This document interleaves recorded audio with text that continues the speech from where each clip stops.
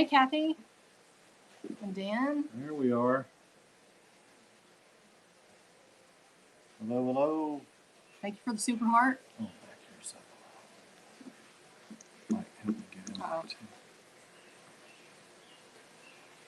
See, that must be some kind of jolt. Somebody that's ever.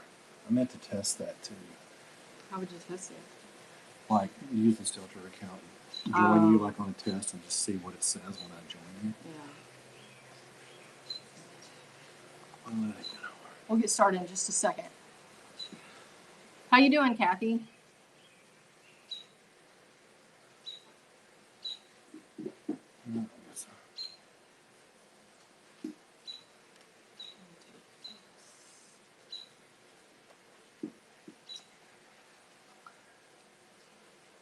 It's Polly. What's up? Hey there. We're not going to wait that long. We can go ahead and get started if you want. We are going to be talking about how it's not the deep state, it's just the state.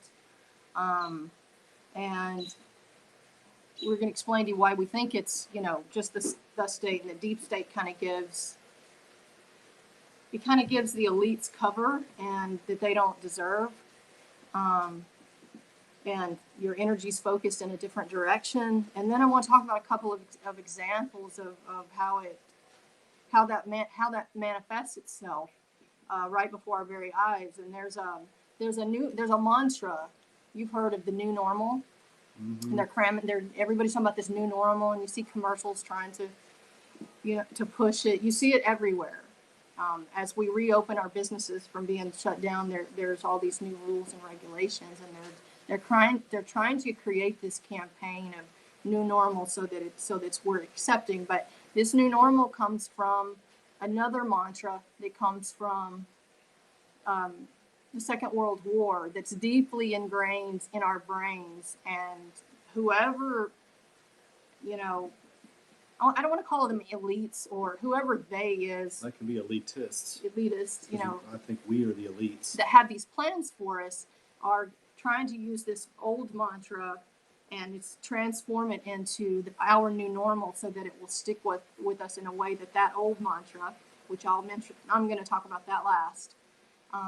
And I want to talk about that because I don't want this to be our new normal. And then we're going to talk about some contact tracing and some interesting people that are involved in that you need to know about. Familiar names. Right. Contact tracing. We'll save that for last. But for now, we're going to talk about the state.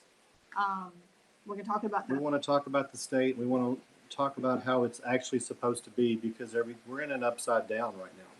And so going back many decades now, what the state is and what we titled this deep state or deep fake. Right. It's the state it always has been. It's because I think everybody always using deep state lets a lot of people off the hook, including us, about how we go forward from here. And right. We let people off the hook. There's this secret cabal working and orchestrating against us, and we have no power. Right. And actually, all the power is with us because we're all accepting of what's happening. Well, a lot of us are. There's more of us than there are of them. That's the main reason why the power lies with us. And we need to use the numbers, but I kind of wanted to go over some high points of the Declaration of Independence and our Constitution. And don't tune out because he's not fixing to read the Constitution to you. I'm not going to sit here and read from this, but I've got it's a few key points in there that we need to be reminded about. And we need to remember, to get out of this upside down, we've got to remember where the power lies and what government's supposed to be. And so just, going down into the second paragraph of the Declaration of Independence is that our Creator is the one who has given us certain unalienable rights. And that's a key word. That among these are life, liberty, and the pursuit of happiness. And that to secure these rights, governments are instituted among men, deriving those just powers from the consent of the government. So that's where it comes from. It's from we the people. The consent of the governed. And not just that, but I think you said the consent of the government. Oh, yeah, I did. It's consent of the governed. And we are the consent of the governed. And that, government is established to secure those rights. And there was a great Zero Hedge, really short article the other day, which Twitter always gives you a warning. Right. before you go to it. This is It's an it's unsafe. unsafe. This could be something. unsafe. You know, and it's just 3 quick points on the Declaration. You know, on the Constitution, our specifically our Bill of Rights. The Bill of Rights, our rights come from God, not from the Bill of Rights. The Bill of Rights is just stating that our rights they come from God. Right. They also highlights again that it's the government is established to secure those rights. We established a government in 1783, Yeah. and then with the with the Constitutional Convention, that's when we 1787. started. 1787 when it gets ratified. We established this because we know that we have to have government. It's a necessary evil. Right. But it's to secure our rights. What we've got now is that the government, the state, that you want to call it, that it's become its own entity, and it's there to protect itself. Right.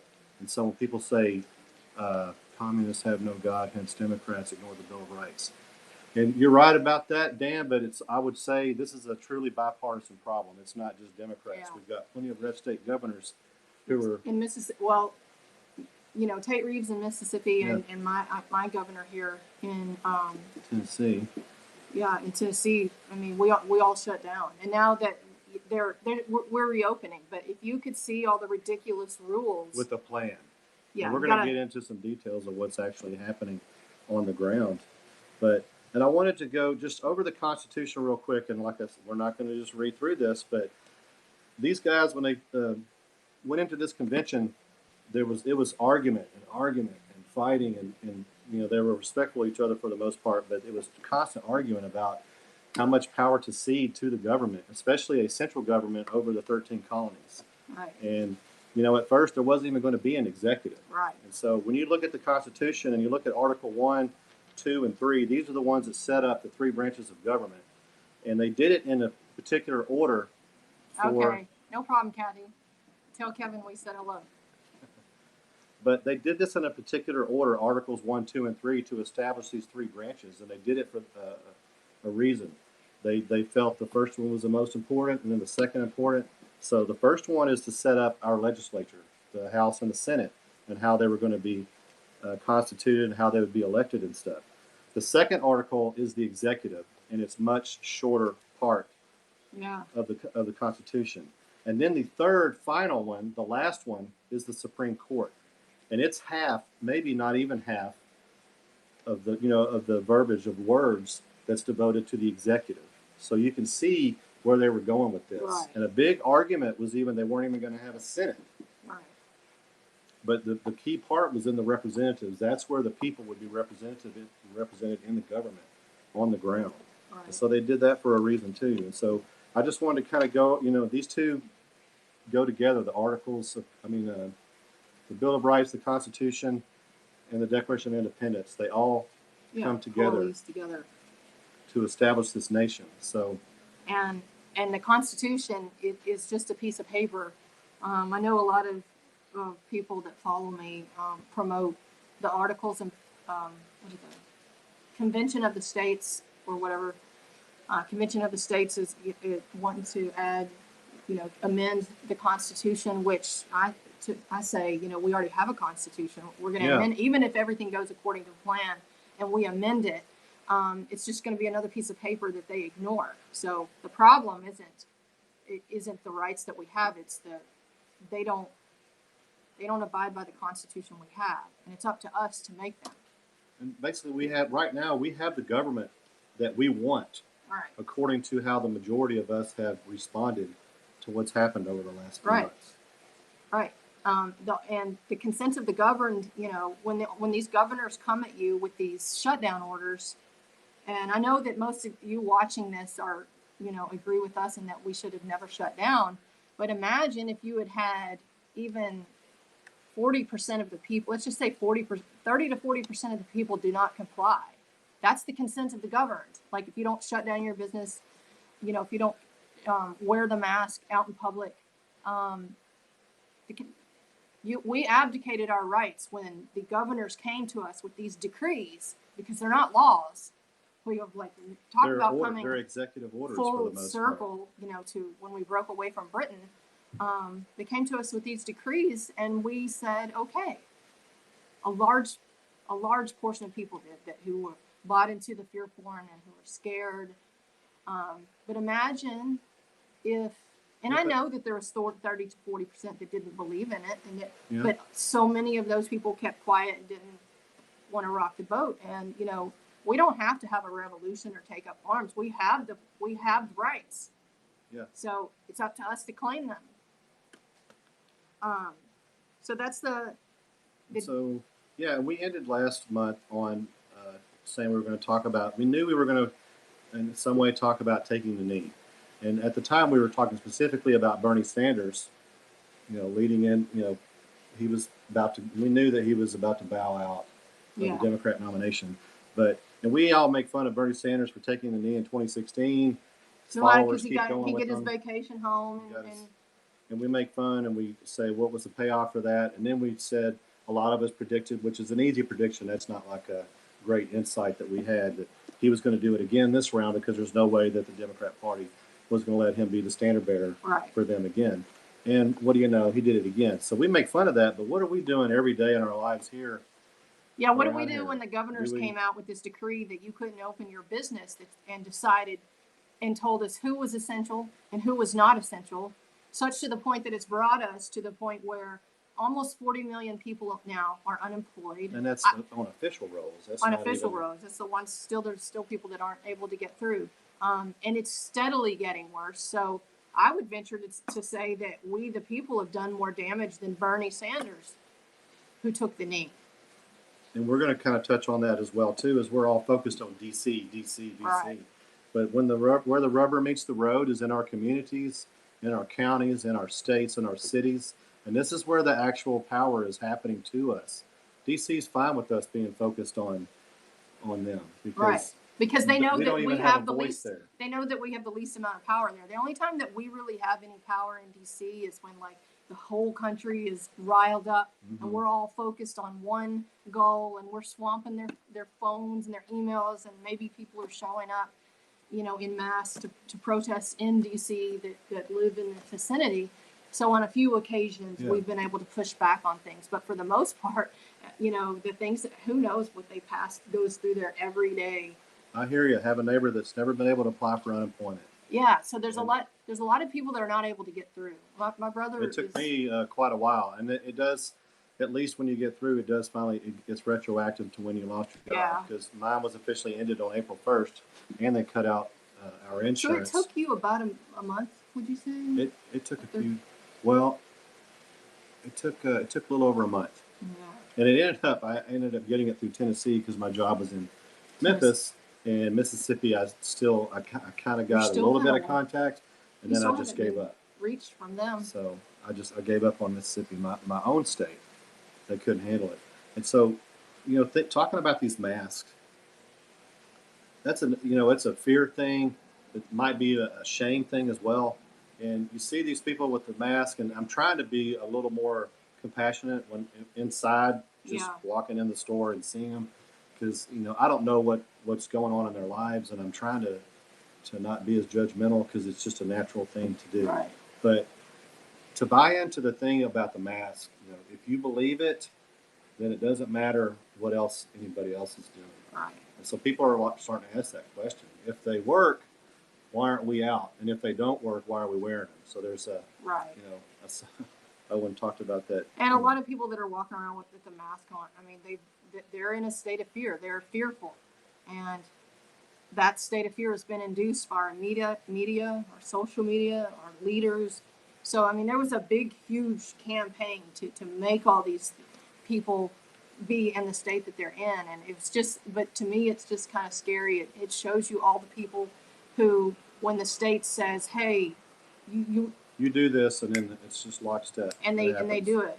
And then they tell on people who aren't social distancing. Yeah, they call the hotlines, and they rat on businesses. And we've got a whole new meme from it. Okay, Karen.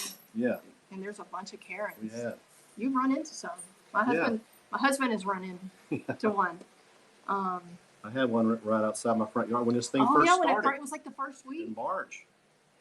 Somebody I didn't even know, just manager at Starbucks and his genetic OCD parents. Yeah. Well, Jess. The masks aren't good for you. Jess, our friend Jess up in Massachusetts was talking about, and she did a 2-minute Periscope, and she was in the grocery store, and she had to stop a minute because I think she was getting a little dizzy and she needed to catch her breath, and she pulled the mask down. And it's not good for you to consume your own breath, for long periods of time if you don't have to. We're not doctors in the operating room. My daughter works in a restaurant, and we went Sunday, and she has to wear one the whole time. And so she was constantly, pulling it down to catch her breath. Dizzy. It's not good. I saw an older couple in a Walmart yesterday. Hey, babe. No.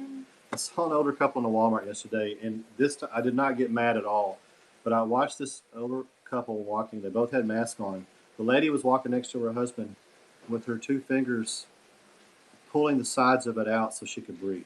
And I'm just like, if you're that scared, don't come out for one, but the mask is not doing anything for you. I know, because you're increasing your CO2 levels. It's defeating the purpose of wearing it. But then again, some places won't let you in unless you are wearing them. Well, and the only occurrence I've had where I live here about being told to wear a mask, I didn't.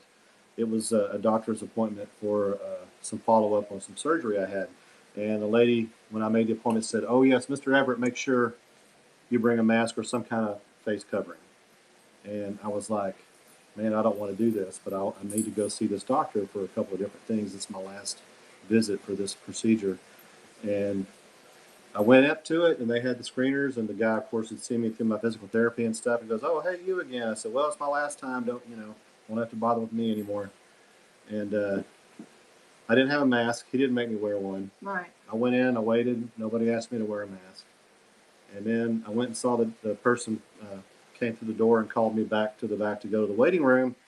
She didn't ask me to wear a mask, and my doctor was not wearing a mask. Oh, wow. And other people just would say, "Okay, I'll put the mask on." And I thought about it for a minute because I got to see the doctor, but I went, "No, I'm just going to make them tell me to go back to my car and grab something." And nobody did. Right. And I'm hearing other stories like that too. Even of the waiting in lines outside of a Costco or a Sam's or a Walmart when there's so many people in the building and you can't let any more in until somebody walks out. Well, Costco. People will walk straight in without stopping, and nobody stops them. Well, Costco won't let you. Like, there's only one person that can come in per membership card. So, like, me and Billy couldn't go. Which I actually saw a posting last week of somebody getting their new Costco ID card, and they were getting it with the mask on. So that makes a lot of sense too. It's suffocating. She keeps leaving the floor and hiding. And see, that's the thing. I went and got my hair done Monday, and that was the first time I wore the mask. And I'm doing it. I did it that one time. I'm not going back to him if I have to wear it again. But when I was there, it was him and another girl in this one room, and both of them said that they were tired all the time. And I said, "Well, you're reducing your oxygen levels," because they have to keep this. They have the N95 mask, and they have to wear it anytime they're in the salon, regardless of whether customers are there or not. And both of them said that they just felt tired all the time, and the girl said that she was feeling dizzy from time to time. So these masks are creating health problems in and of themselves, and I guarantee you that Mitch McConnell and them that are working on a bill to legal protection for companies over these COVID-19 things, they're going to protect companies from being sued by their employees who are wearing these masks. I guarantee you that's in there.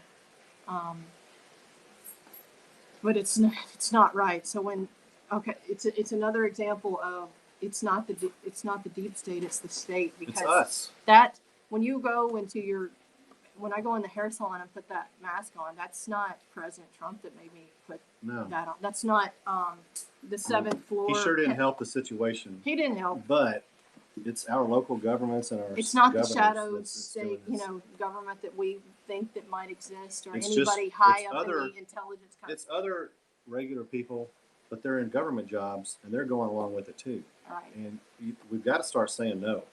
Right. And this whole thing, it's where we're using science and data.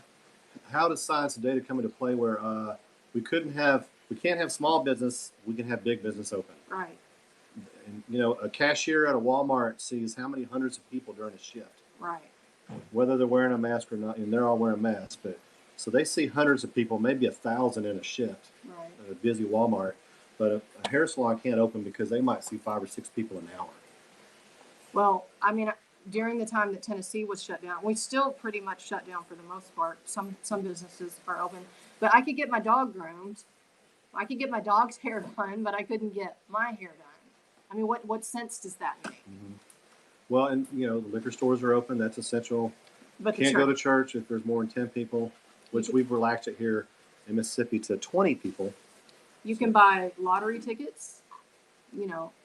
This giving the state, not Deepstate, state of Pennsylvania forced nursing homes to take pot. And New York too. That's another thing with the nursing homes. They say it's ravaging our nursing homes.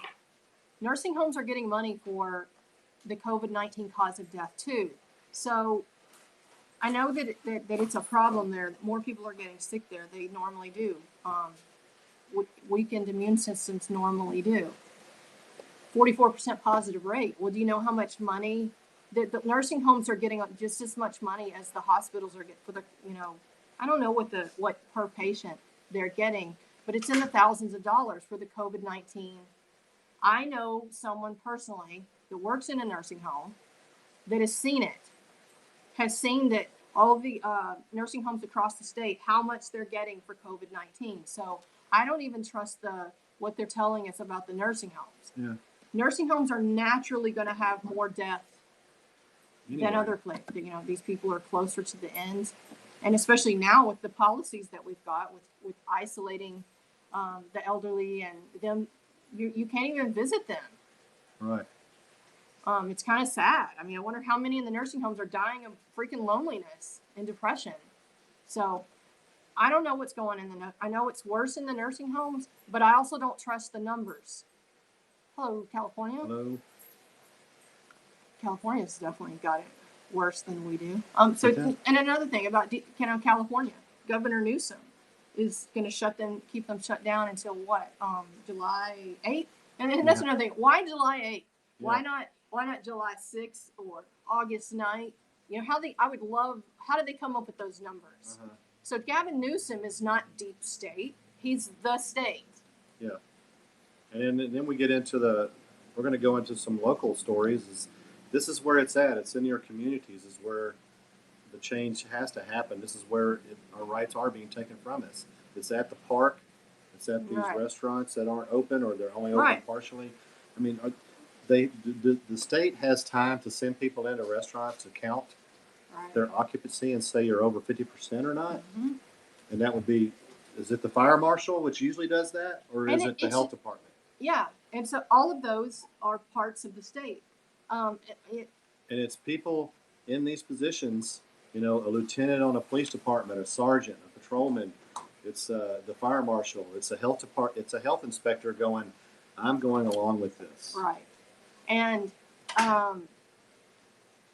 when I went, I don't know if I want to say anything about that. It's the Chamber of Commerce. The Chamber of Commerce is getting in on the whole being able to go into local chambers of commerce are able to go into restaurants and see if they're abiding by all the new rules and regulations. So it's not just the health department. It's they're what do you call it? Farming it. They're farming out some of the work. Oh yeah, we're going to talk about that. And that right there, that's not deep state. That's the state.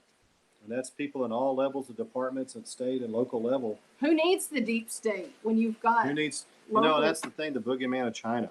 So what about China? We are doing it. Yeah, China's not our friend. They're not our ally. Of course, but you know what? You know what China's doing? They're looking out for their interests. Yeah, and furthermore, China didn't shut down their whole country. We did. But think about it. They're looking out for their interests, as they should. Right. Why don't we do the same here in America? Let's look for our interests. All right. So you've got. I talked to a friend of mine tonight who went to go tan at a Palm Beach tan, which was open last Saturday, and it was closed today. So she calls a different Palm Beach tan. It's on a different part of town, and they were open. And she asked him what happened, and she said that the health department had come in, and I guess they weren't following the new rules, the new normal regulations, and they shut them down.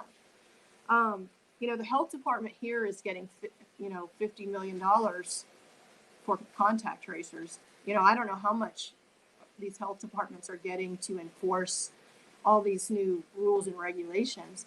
We have the Red Pill Sentinel blog. I'm going to start looking on the health department because I know that's public knowledge of what they're doing, and I'm going to find out. We do know that their plans are to hire 140 more agents. Yeah. And contact tracing is a huge part of what they're going to be doing. Most people are workers. Little worker bees. But the truth of it is we all comply, because all these business owners that didn't open their business, we all complied. It didn't matter who we were. Contact tracing is communism. That is a great. Mm-hmm.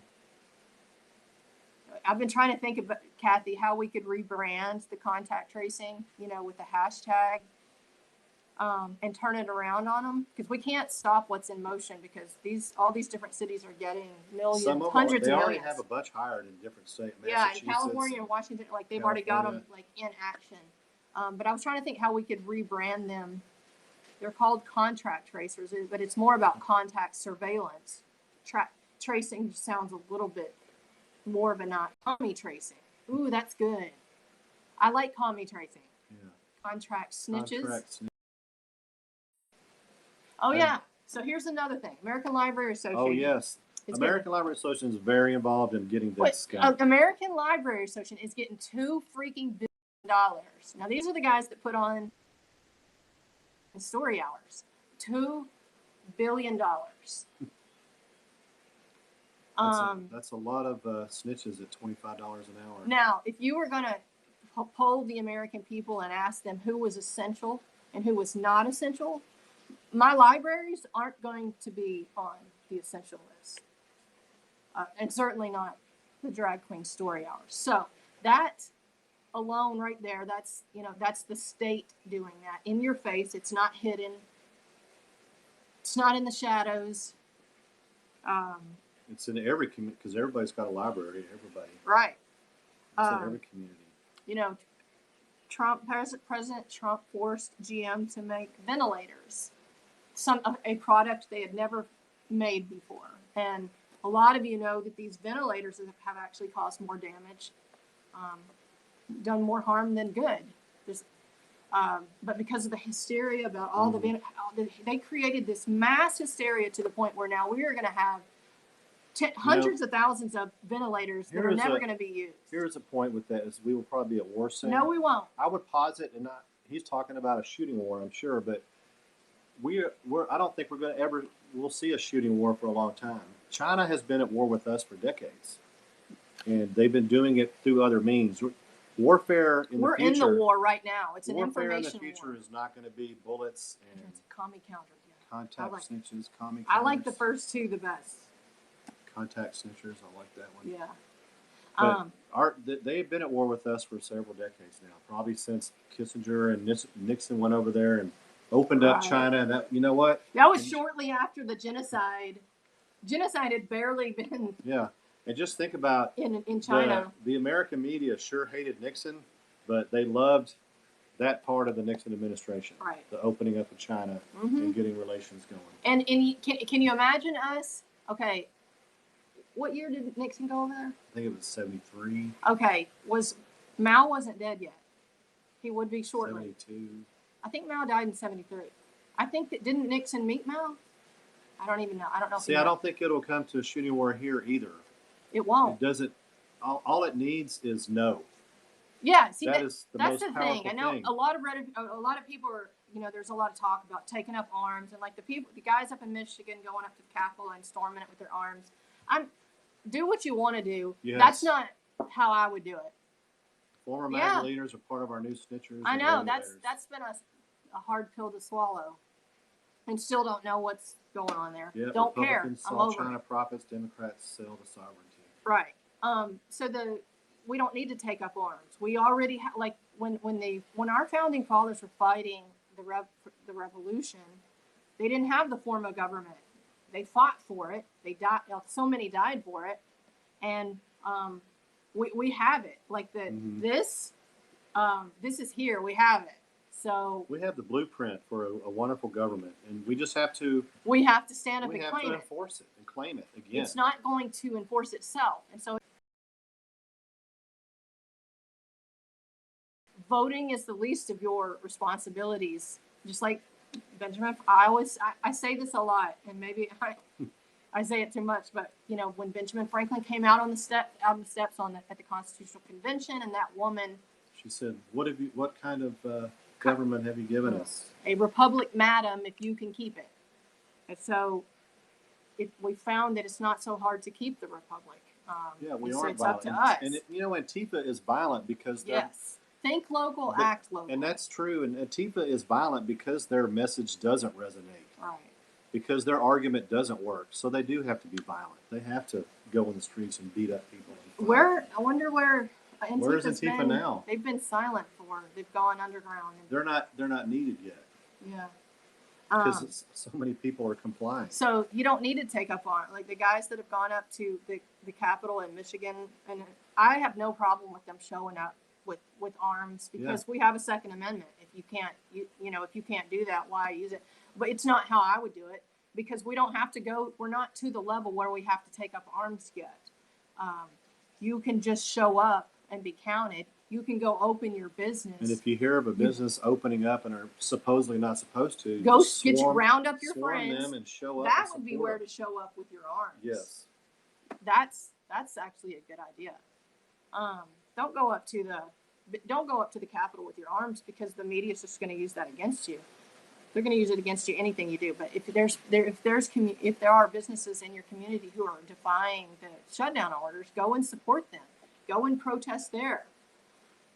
Make the media cover you there with your signs about the First Amendment and the Second Amendment, and our rights are being trampled on. So it's up to us to make sure that they stop.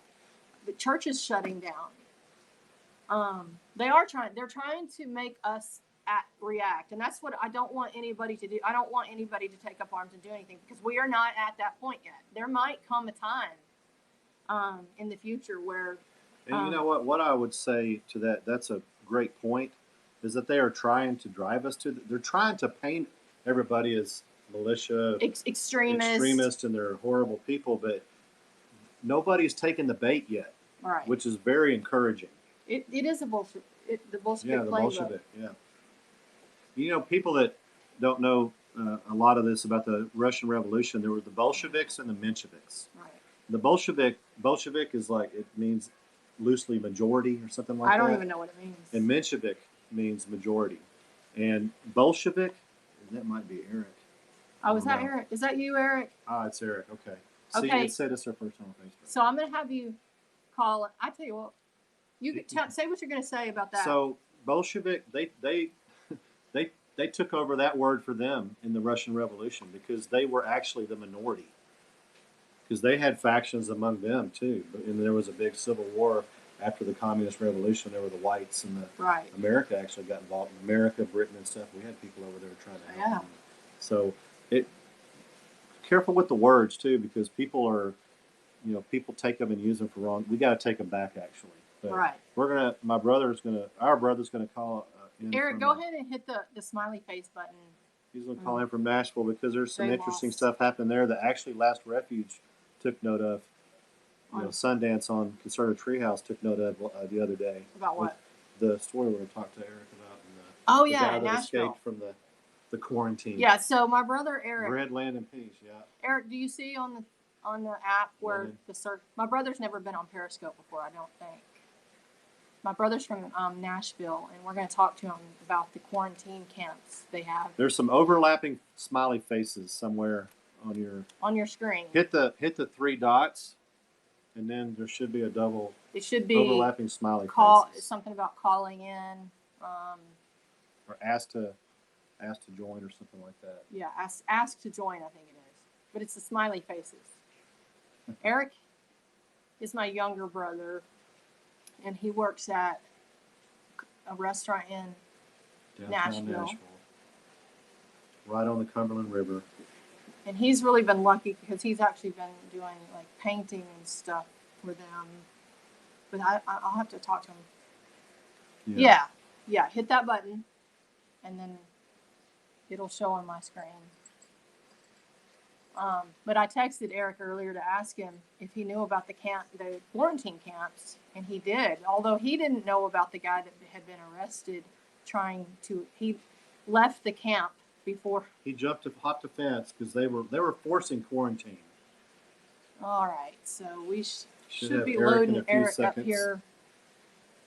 Oh, look at that picture. You there, Eric? It's still trying to. You there? Eric, see, it's going to count down. All right. You should be there. Hey, can you see me? There? Yeah. Yeah. It just shows the avatar that you have for when you signed up, but we can hear you. Okay. Okay. So I was just telling them that that about the guy that was arrested leaving it's a quarantine camp, and he wasn't supposed to leave, and they arrested him and took him to jail. So I texted Eric to ask him if he knew about the quarantine camp. So tell us, I asked you about the fairgrounds, but then you told me about Music City was also set up to be a quarantine place. Or I think it was for patients. Yeah, back when, right when Nashville first shut down. Yeah. Which I think that was around the 8th? Or maybe before? It was before. It was like in the middle of March. Well, that's what I'm saying. March 8th. Okay, yeah.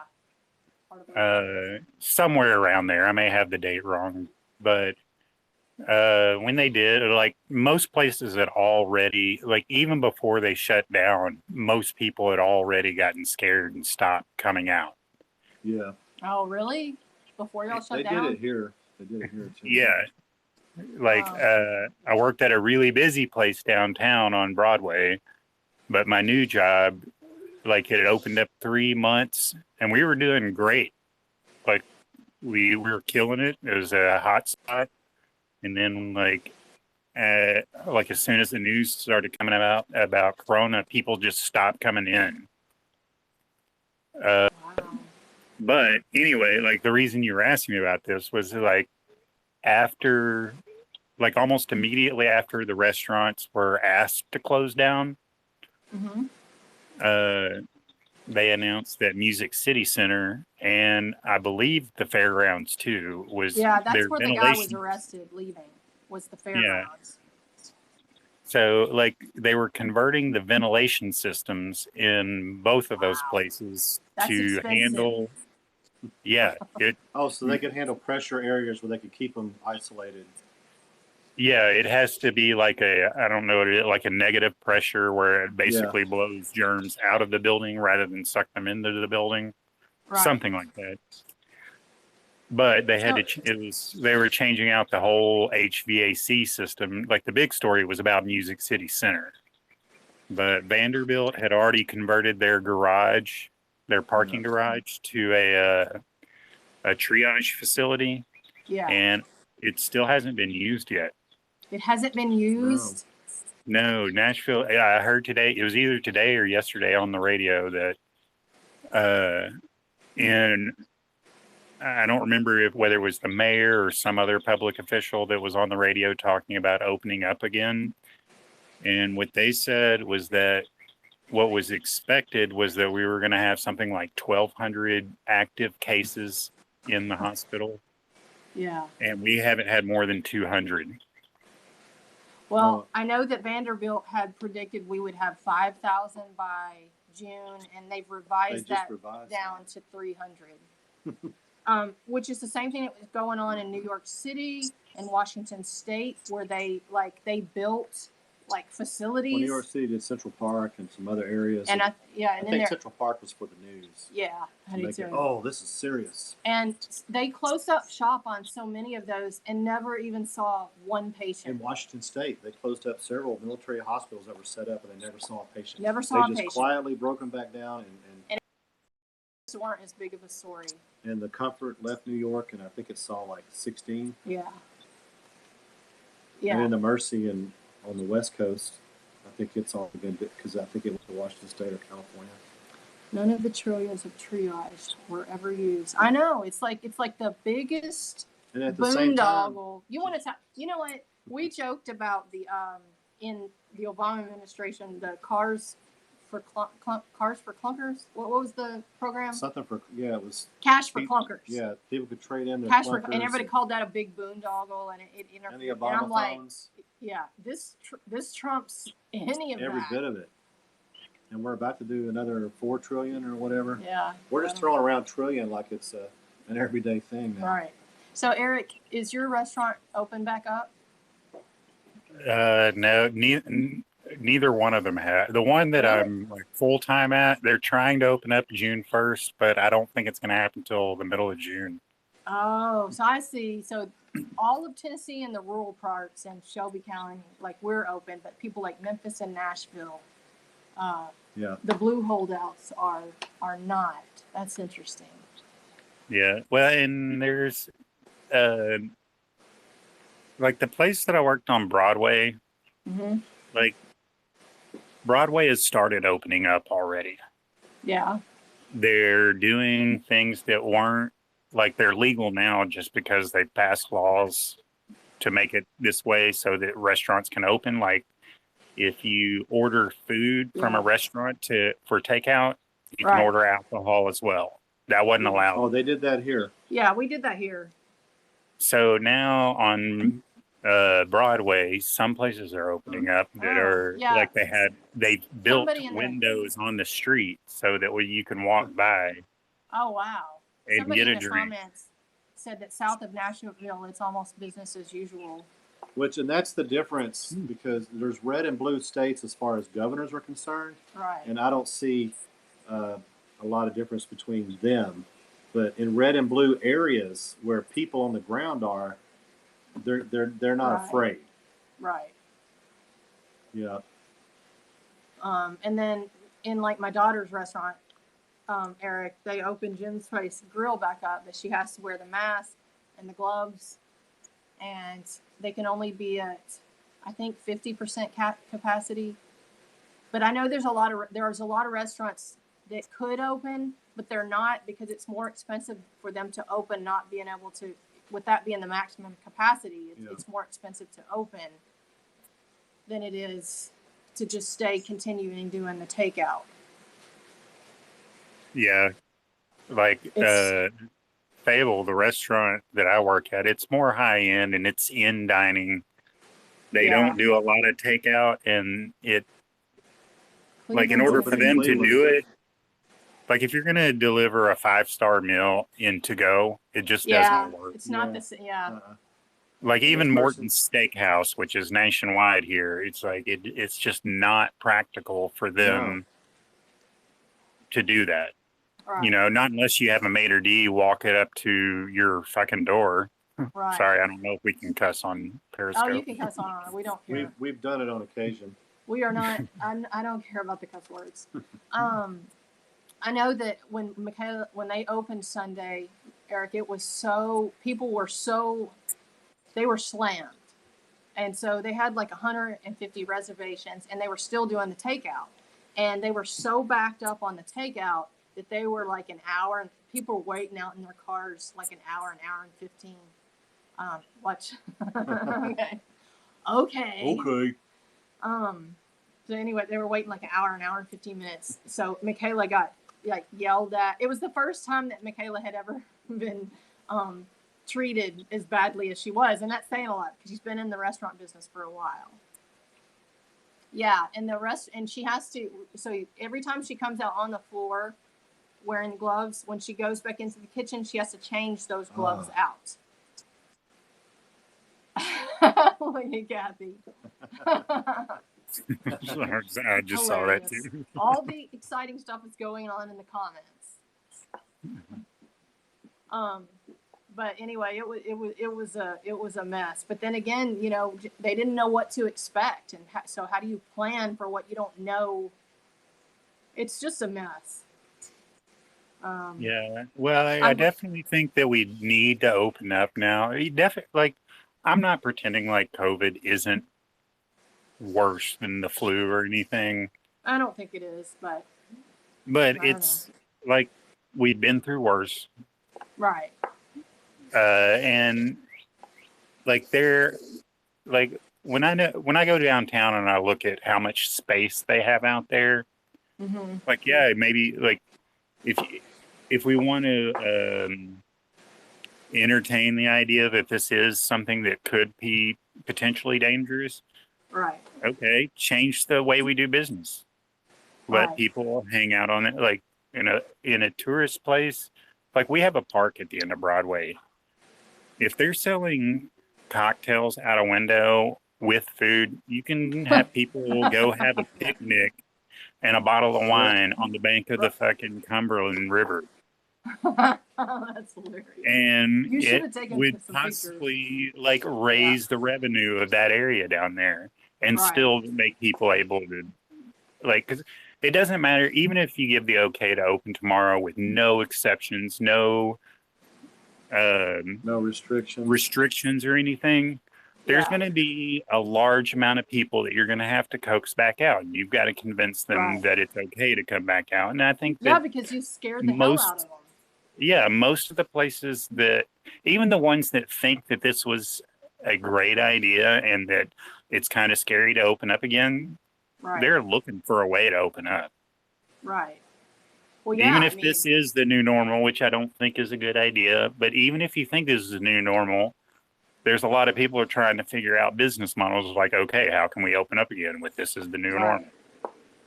I'm going to tell you at the end of this Periscope, I'm going to tell you something about that new normal mantra that is an intentional psyop to change how we they think. Are drilling it into our heads. But I'm saving that for the end, so stick around.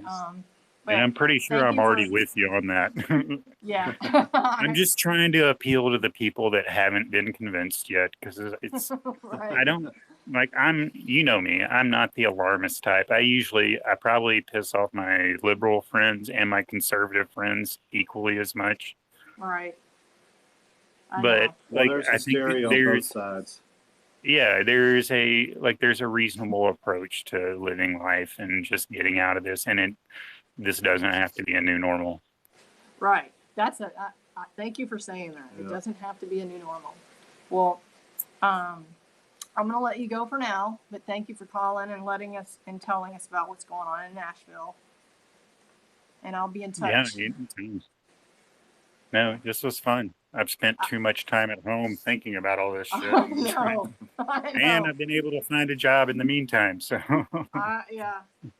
A lot of people are in that same boat. So, all right. Talk to you later. All right. Later.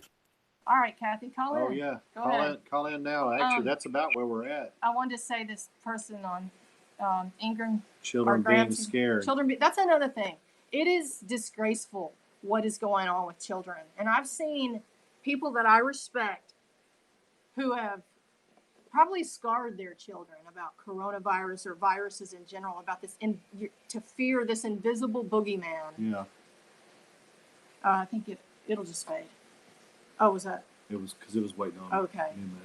But it's horrible what they're doing to children. We have no idea the lingering effects this is gonna. Okay, go take as much time as you want. The other thing I was talking about, we've shut the churches down. Churches, because they're in bed with government, are actually part of the state, and I say they're in bed with government because they get the tax exempt status, and so anytime that you make a deal with the government, there's conditions and terms and conditions, and they signed on to them, and you know what? I love the people at my church and the leaders at my church, but I'm very disappointed in them, and because churches are supposed to be there for that worship times like these and the times together. And during war and pestilence and disease, they're supposed to. They are not there except online during a very trying time. And for me, it's not. That's good to hear. Where are you? Are you the one that's in California? Or Because did she I don't. say southern Nashville, like outside of Nashville? Oh south? yeah, maybe I know there's a few here that opened. Most did not. Most of them just went bam. And I know that the Shelby County Police Department was issuing citations to the ones that they could. I know they did 16 like that first Sunday. Well, Greenville, Mississippi did one, and they were actually meeting in the parking lot over their radios with the car. Even the cars were spaced out. Cleveland, okay. Yeah, Cleveland's that's in in Tennessee. That's good to know then. That's in between Knoxville and Chattanooga. I used to go through Cleveland all the time. That's good to hear. But the police in Greenville, Mississippi, basically, right when this happened, showed up at a church, and it was pretty much the entire Greenville Police Department and detectives showed up to cite $500 tickets to all the, and they were all in their cars, right. And even their cars were social distancing. They weren't even parking in the ones next to each other, right? And there were like 8 squad. Greenville, Mississippi is not very big, and there were 8 squad cars at the beginning of this episode, and writing citations for all of these people. And so that's another example of how it's not the deep state, it's the state. And you know, a lot of, we look at Rodney Howard. Rodney Howard. They dropped charges for Rodney Howard. Was that the shooting? Oh, was that the pastor in Greenville? Maybe it was the pastor in Greenville. I don't know. But this idea that everybody keeps talking about the deep state. It's not the deep state. It's the state. And that's Tampa Bay area. The sheriff there. What did they arrest? Remember that sheriff? It was early on. He arrested the pastor. He actually held services, but they did a whole like industrial grade cleaning. They were doing distancing. Right. They were math. They had sanitizer. They were doing all. And oddly enough, that sheriff is the one who has jurisdiction over the tiger. The bullcrap thing over. I forget that. He actually had a tweet a few weeks ago saying they're open to more leads if he needs to open the case for the Tiger King bullcrap.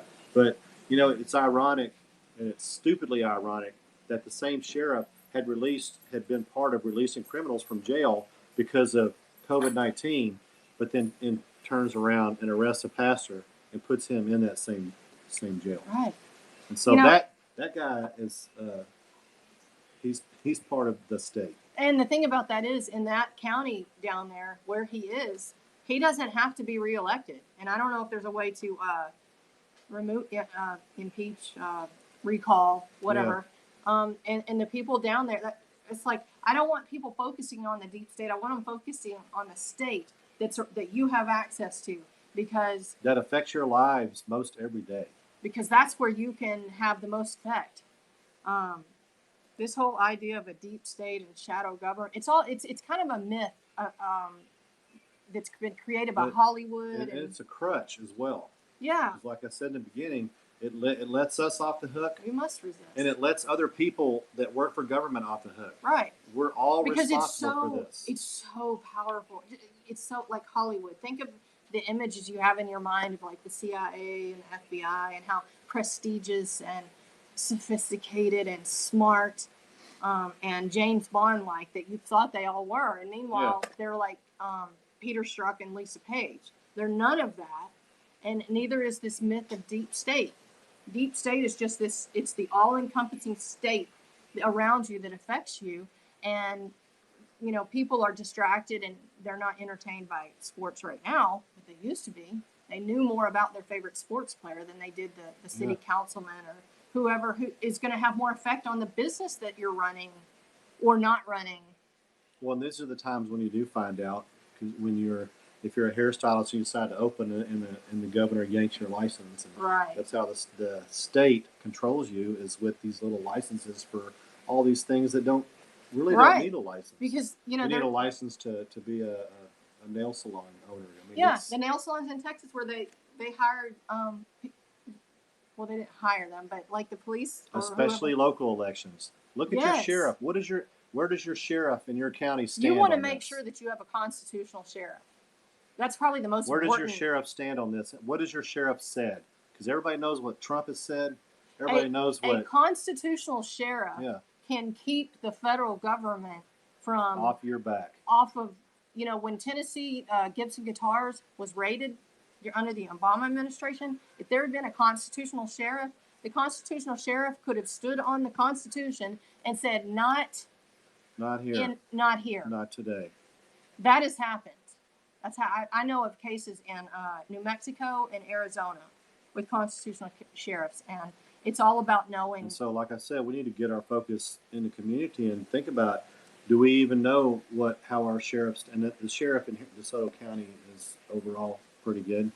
Some of the municipal police departments in the area aren't so great, Right. but the sheriff is decent, and there hasn't been this overreach here. But you know what Trump said. Everybody knows what Governor Whitmer is doing in Michigan. Right. But you know what?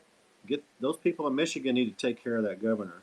What are you doing in the governor in your state, down and the here county, in the Tennessee, county sheriff, in Shelby County, in Memphis, there's a tanning bed that got shut down by the health department for who knows. They probably weren't social distancing. Remember, maybe somebody she also said they closed one, opened one, then they closed the other one and opened up the other one. So they're playing games, right? And it's a power. I've dealt with health department in many different jurisdictions, and some of them, half of them, they like the power because everybody goes, oh, the health department's here, right? Because they have that power, right? They have that power because we gave it to them, sadly. But okay, so now I'm gonna talk about the mantra of the new normal. They're pushing it everywhere. They're pushing it in commercials where they play this beautiful, inspiring music. They're trying to say how it's okay. You're going to be safe. Yeah. Everything's going to be all right. And changed. everything's changed. I mean, all of us out here are going, and I know I've talked to some of you guys, where you want to, you're ready to get back to doing, you just want to get back to normal. And their plans for us are not to get back. This everything that's going on is their plan for a new normal. And there's this organization called the Global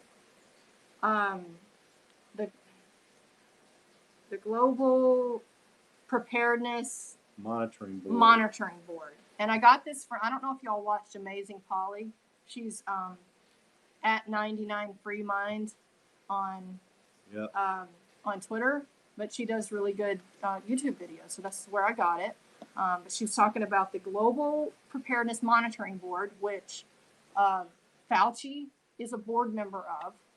And one of her last videos, she did some research on it. Yep. And one of the things that they talk about is, did I get rid of that? Oh my gosh, I got rid of it. When you're researching this board, one of the tentacles. Yeah, one of the campaigns that they have going is for pandemics. And they specifically talk about how, man, she's awesome. Yeah, the Global Preparedness Monitoring Board. It's the GPMB. Yeah, the GPMB. And they have a campaign where they want to take the mantra from World War II of never again. So never again comes from the Holocaust. Knows what never again we never want to go back and do that again. GPMB, yes. Yep. And what they say is from never again to the new normal.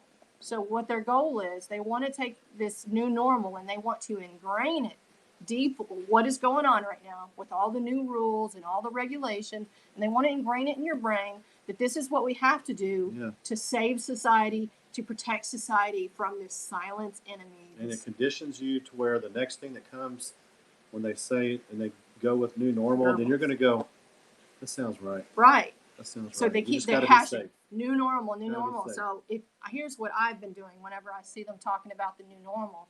My new normal, this is not my new normal. My new normal is never again will we shut down. So I want to keep them from making that transition, from making, it really doesn't take that much encoding of your brain for things like this to stick. So this new normal thing that they're pushing, if we let them, it will be our new normal.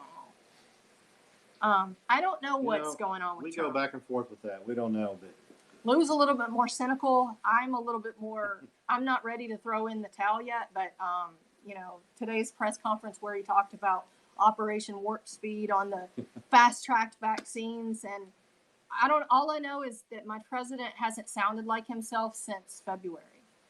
Yeah. And I don't know. I love him. I'm glad that I voted for him. And you know what? I plan on voting for him again this November, but I'm getting, like you said, I'm more cynical, but I'm getting to the point where what does it matter if he's going to do what he's done the last couple of months? This decision to shut our country down has been the most disastrous decision made by any president ever in history. I do pray for him. I think that he's a germaphobe.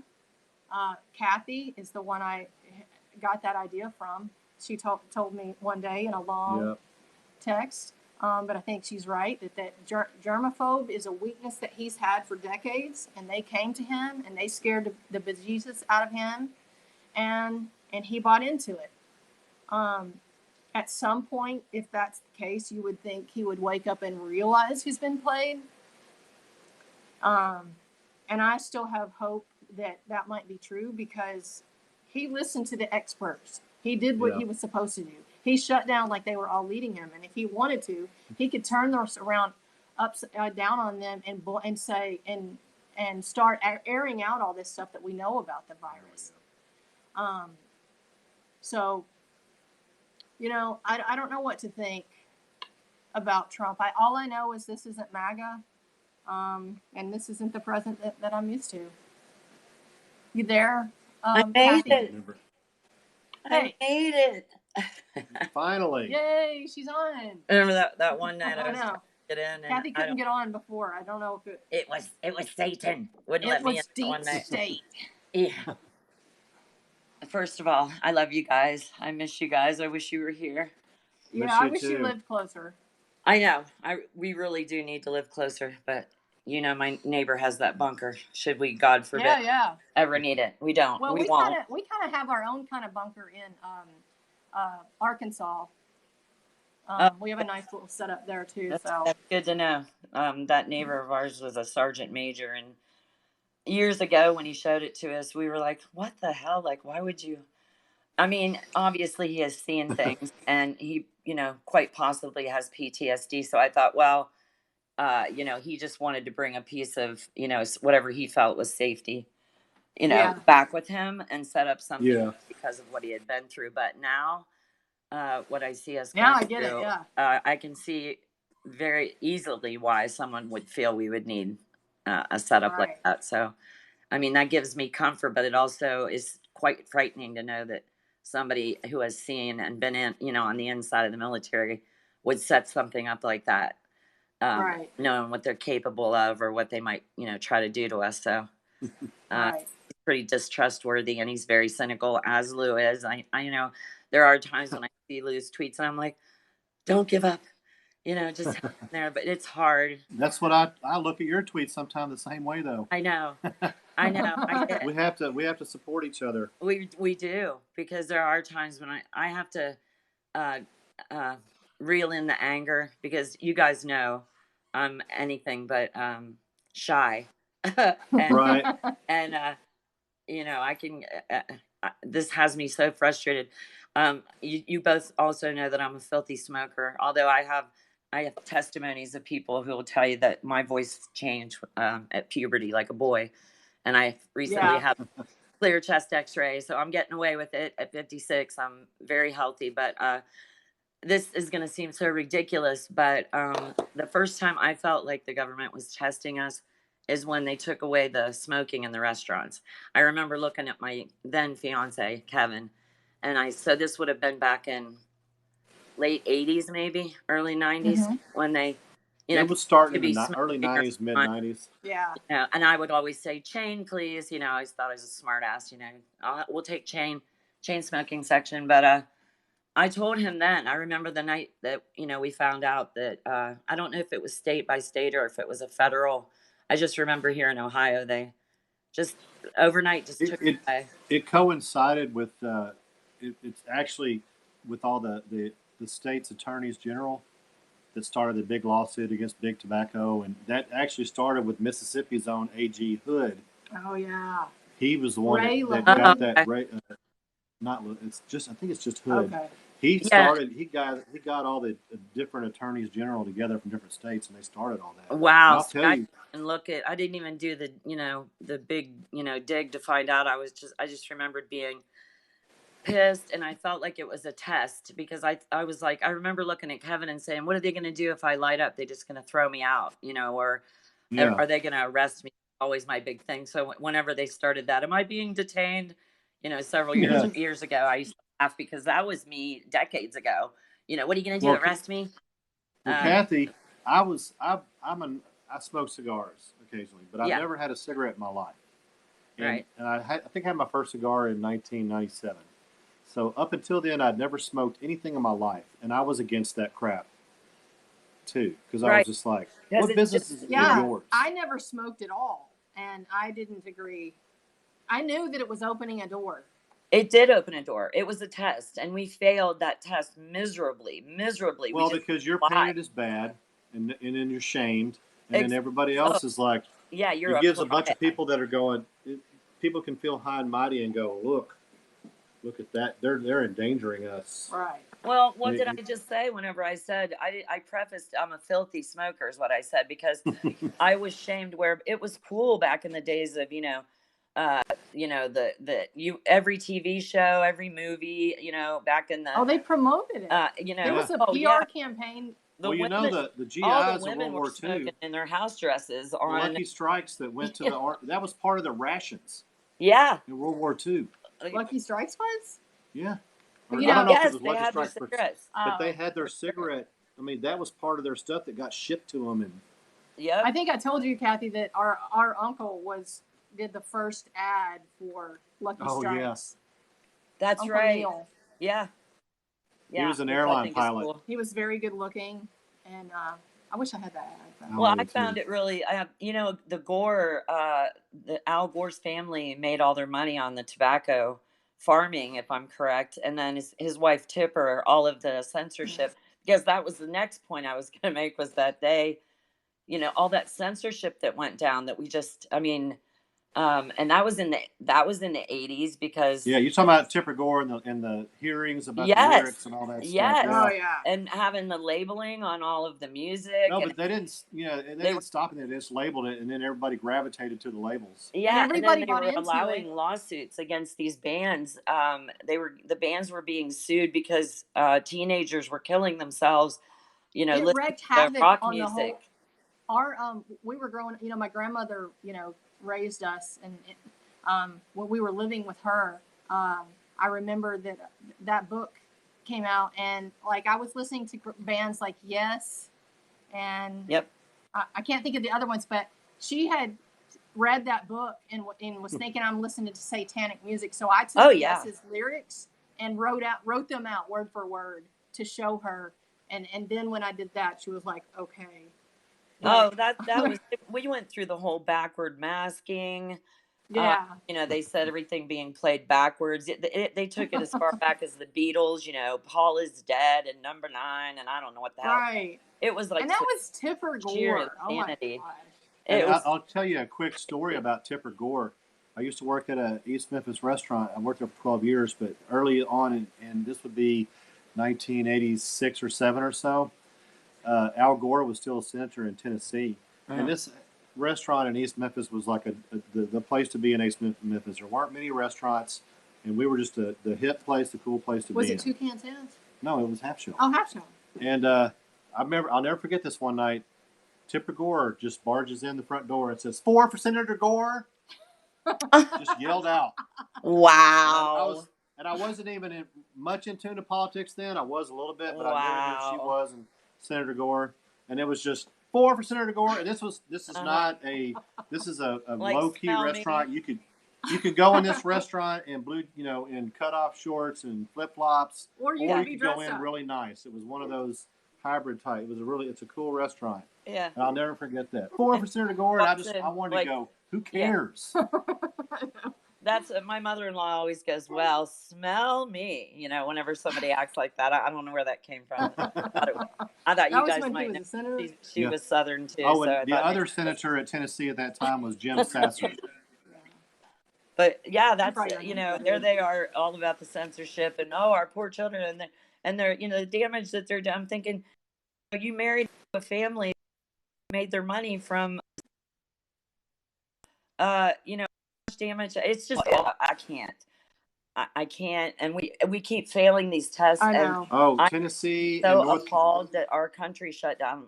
This time, when we were standing in the kitchen, and Jacob walked, Oh, and Kevin was standing there, so it was either a Friday or Saturday night, and Jacob said, "Guess what? They just closed the restaurants." He had just either heard one of his friends call or something, but the restaurants were just, you know, they were closed that night. So, you know, it was probably a Friday night. That's their typical, you know, anytime they pull something or vote on something, you know, they do it right at the end of the week. And I remember getting a message on a Saturday night.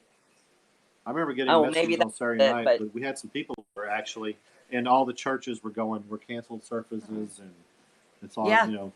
Yeah, we got a phone no call service from the tomorrow. He left a message saying that, you know, no service.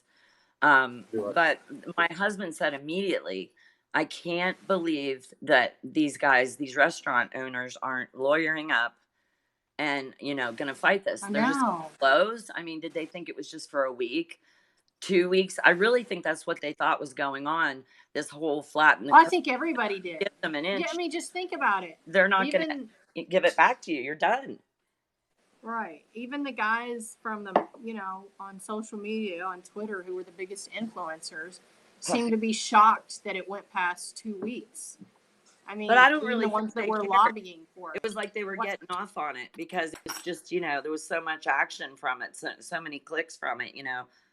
Look at us. And it was more about China. China lied and people died is all I was seeing instead of, you know, I own a business. I own 2 businesses, and the primary one, you know, we're essential. I hate that word. It's trucking, but you know, we could be sitting where we have friends. We know people. Our friends that are auctioneers haven't been able to have an auction since this started, and their auctions are all held outside, outdoors on the front lawn of these places, and they're still not allowed to have an auction.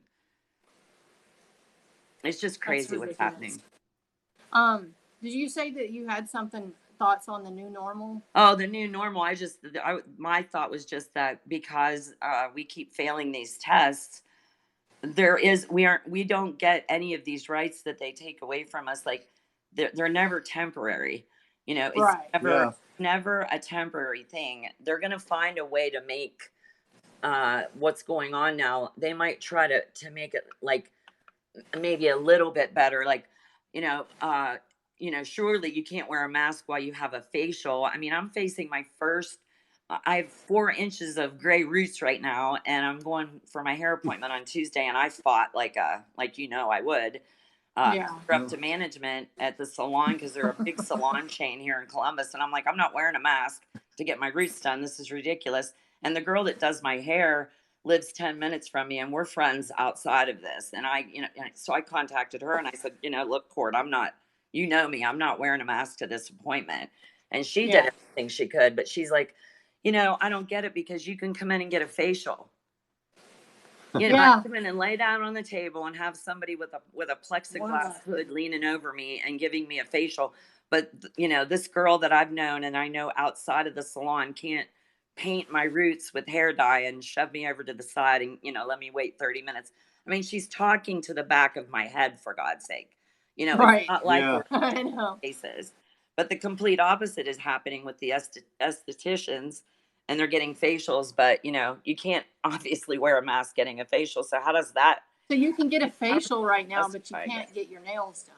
No, still can't get the nails done. The nail salons are not open. I don't know what phase they are, 2 or 3 or the last. I don't know. Well, I was at a cookout. Dan had to paint my wife's roots with You're a dyed hair. good man, Dan. Man, he's a good man and he's a good comedian. Let me see if I can get Billy. I'm gonna get Billy to do that. That's good. Your choice. I wouldn't let Kevin come near me with a nail polish, but I did a cookout a couple of weeks ago. He's able to do it, but you know, I'd have it. It'd be all over me. Kevin's Billy good just with race joined. cars. He's good with race cars. He's not good with fingernails. So we did a cookout a couple of weeks ago and had several families over, and one of the guys had his hair cutter that does kids and him come over and did all the kids and whoever wanted a haircut like in one big fell swoop. Oh wow! And we were going to put it out, and she was like, "No, I can't be seen. You're messing with my license here." Wow. Right. So we're talking about somebody trying to make a living, Yep. and you have to go underground Yep. to cut somebody's hair. Well, In around America. here they arrested In the two United for States. doing it in their homes. You know, having friends come over. You know, these Yeah. are friends that, like, I've made friends with Courtney just the same way. These aren't people. She didn't go and get her, get online and get her client list out. These are people who's been, you know, coming to these women for years, and they had each other's cell phone numbers, and two of them Yeah. were arrested for doing their hair in their homes, where you don't need a license. And like, if Courtney wanted to come and do, she would have a problem with her employer, you know, if she did my hair at home, because she has a, you know, non-compete clause or something. I'm sure there's something in place like that. But as far as when we're in a position as they are right now, you know, why can't they have their friend, cousin, mother, somebody come over and do their hair in their home? I mean, you know, that's the risk they're willing to take. Why, and this if is I still want to America. take the risk, if I want to take the risk, why don't I have the right to take it? We That's don't. the whole point of our scope about, you know, deep state versus this state, because it's the state that your governor of your state that's telling you, Kathy, that you and your husband, that you can't run your business, and we'll tell you when you can, and when you do reopen, here are some ridiculous rules and regulations that you have to abide by when you do. Right. And we should not be complying with any of these. No. Plus And the whole picking and choosing, of who is considered essential and not. That's not your business. That's right. Right. That's Essential. not the governor's. That's right. Everybody's That's living fascism. is essential. Right. That's communism. That's fascism. That's everything that the left has accused us of wanting and behaving like from the beginning. Well, we know they project. And then you look at the states are being the harshest on their people. And you know, like you guys said, where's Antifa right now? Because if they hated fascism so much, they would be burning Michigan to the ground right now. Oh, and they're not doing anything. They're nowhere to be found. No. Hadn't seen them. Well, I wonder when they pop up. I don't know. And there might be some kind of reckoning happening too, because I have to find where I could find it again. But I've seen a stat where worldwide, a huge portion, like 20% of the people who have so-called been infected are in our Northeast corridor here in the U.S. That's you know, Boston, Philly, D.C., New York, all those congested areas that not just the U.S. and it's a huge part of the U.S.'s numbers, but worldwide, it's like a huge percentage. That's of the correct. world. Yep. Seems a little strange, don't you think? Well, if you're getting money for the COVID-19 numbers, the deaths, just even the, you know, taking them into the hospital, I can see why that. You know, there are other countries where that kind of money is not being thrown around. Well, which states are in the most debt, and then which states allowed and didn't just allow, but they actually were pushing for these COVID patients to be readmitted to those nursing homes. Yeah. Right. So Pennsylvania, New York. You don't have to be, you know, you don't have to be, you know, a scientist or a medical doctor, or it's pretty apparent that, you know, the more money they can get from the government, and the more, I mean, what happened? I don't know how they made out. I don't know how New York made out with all of, you know, with the comfort ship, all of the extra ventilators. I mean, did I hear that Governor Cuomo was actually auctioning or selling those ventilators? He was sending some back to the federal government because they didn't need all of them or something like that. That was a few weeks ago. But I thought I heard he was selling them, and I thought, oh my God. I wouldn't doubt that either. Yeah. You know, somebody just commented in the comments. Propaganda. I think they're in Tennessee, and they said how hospitals are hurting. There was a story in Memphis, Commercial Appeal, a couple weeks ago that Tennessee hospitals had already lost $1 billion in revenue. Yeah. And that was a couple of weeks ago. And that's just the hospital system everything's gonna be hurt by this. And this so-called, you know, we were trying to stop all this flood of hospitals. They don't have any patients. No, my cousin's, it would be my second cousin. So my cousin's son's wife works at University of Pittsburgh, one of the biggest hospitals in Pennsylvania. Yeah. And she Yeah. was actually taking naps during her shift and reading books, just laying on the cot. Sorry, Jacob's dog's barking. Wow. She would, because there was nobody there, and because typically she works on the weekends, and that's when the you have all the drunken bar fights and everything. You could barely walk through the triage area and everything because it was always, just a bloody mess, and people were being, shot and fighting and everything, with everyone being on lockdown. And they were, they weren't even doing regular procedures, weren't allowing any, and plus people were afraid to go. There were a lot of people that were treating themselves at home with sprains. Yeah, because they didn't want to be infected. Gashes. Right. And end up with infections because they thought if they went to the hospital, they were subjecting themselves to. Well, I'm thankful. I'm glad that she took a nap and didn't make a TikTok video. Exactly. Yeah. And I even told her that. I said, I just appreciate you not dancing on TikTok, but at least being honest that there is nothing to do. I mean, it's appalling, and they were shoving it right in our faces, and I can't believe that They were. Yeah. didn't just say, look, you're making our whole profession look, but they don't care because they're getting paid to do nothing. The Titanic one's the one lost already. You can't paint, all medical. Well, another same brush, but that made me so absolutely sick to see them, goofing off like that, getting paid. But another part of the conditioning. Another part of the conditioning too is that they're all being called heroes now. I know they're making everybody in this, and some people that go to work at restaurants and collect unemployment are heroes. Right, it's bullshit. Front lines fighting the war, and it's like, what war? My mom was my matron of honor. We're very close, always have been. But I've told you about this before, where when I went to bed, I was always worried about the bomb coming. So when I was a kid, the fear that we had was, the Russians are gonna, hit us with a nuke. So I'd go to bed and say my prayers, and and anxiety runs in my family. That's why earlier I was mentioning that my daughter, has OCD and panic. She'll be all right once she gets her thyroid out like I did. But at any rate, I went to bed thinking the bomb's coming. And these kids nowadays already had climate, supposed climate change, thinking that the world, AOC even made that statement that in 12 years, the earth wasn't even going to be. Imagine these little minds that can't process, mature thought, and an understanding that is just complete garbage, having to go to bed worrying about that. And now they're piling on by saying that there's this black plague, there's this boogeyman outside, that if they go outside, they're going to catch this disease and die. And it isn't even targeting children. H1N1 didn't matter if you were old, young, immune compromised, or, completely healthy.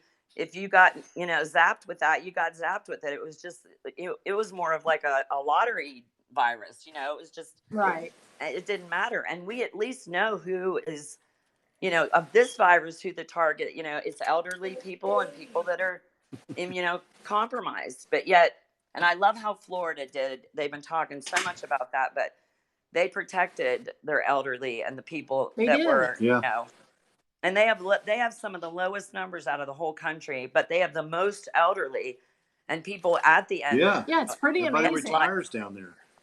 Yeah, pretty amazing. Retires and goes to Florida, but yeah, they had some of the lowest numbers than any state. So spring break. A bunch of those, a bunch of those still living senior people in Florida were probably from New York.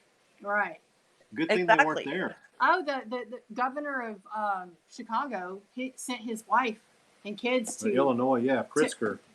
Sent his wife and kids to Florida. They called him out on it, and he didn't have anything to say. Yeah, why aren't you allowed to leave your state? I mean, they were actually going in. I think it was Rhode Island. They were going around Rhode Island, and if somebody had New York tags and they were parked in someone's driveway, they were getting arrested for fleeing. Right. Can you imagine? I mean, what insanity are we in?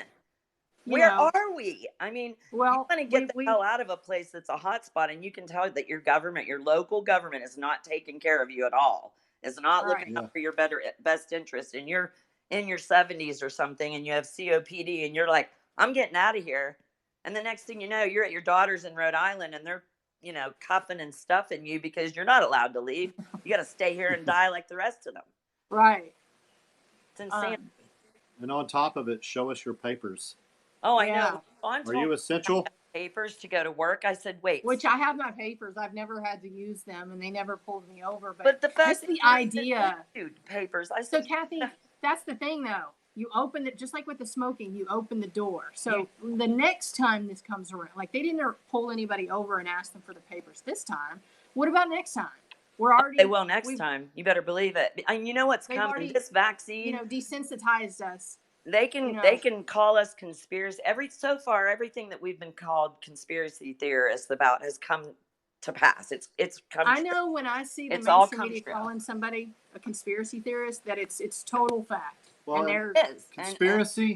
Conspiracy is another word that we've got to take back. Conspiracy is not a bad word either. It's not. No, it's not. We, especially in this country, on paper anyway, we're allowed to ask questions. Right.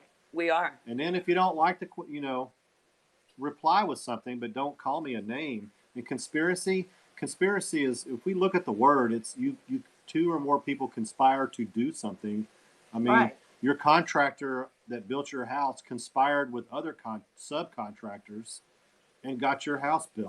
The Obama administration conspired to go after and spy on Donald Trump. Yeah. That's a fact. That's such a great comparison, though, that conspired to build a home or conspire. I mean, yeah. Everybody, I brought up my mom because my dad has COPD and he's 76. And I just, in the wintertime, because they live in northwestern PA and the roads, we'd have black ice all the time. So during the flu season, I typically didn't go and drive 3 hours to visit them. It wasn't an intentional, I'm not going to go because I never get sick, knock on wood, but this family never gets sick.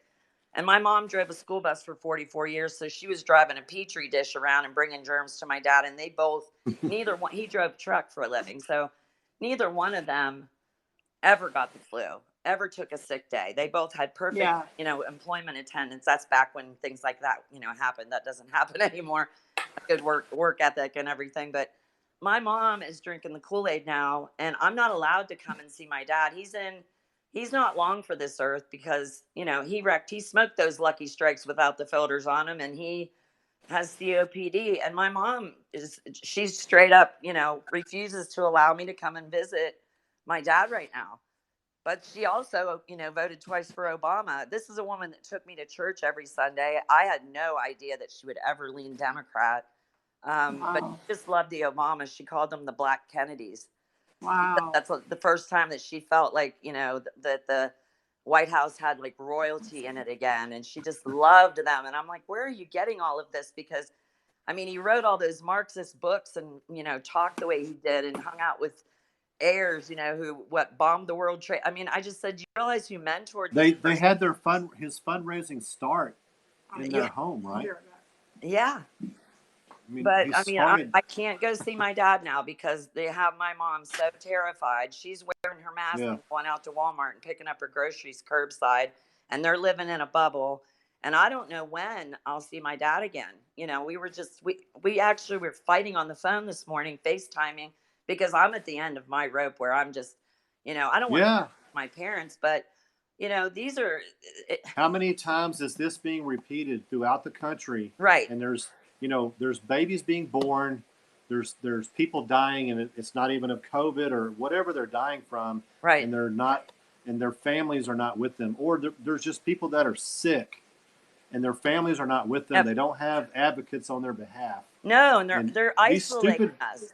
These stupid pictures and videos of people going, my granddad came and sang a song to our newborn baby from the window outside our room. Oh, I know. I can't take. Okay, so you happen to be on the ground floor in your recovery room. That's great for you. Yeah, right. But what about the women who gave birth that are on the 5th floor? That's right. So, you have haves and have-nots with that too, and it's just all ridiculous. As a they hate the family unit. They've always been against the family unit. And now they were already dividing us with politics, and now they're isolating us with this virus. Uh-huh. When we have, we've had flus. There are flus that kill tens of thousands of people.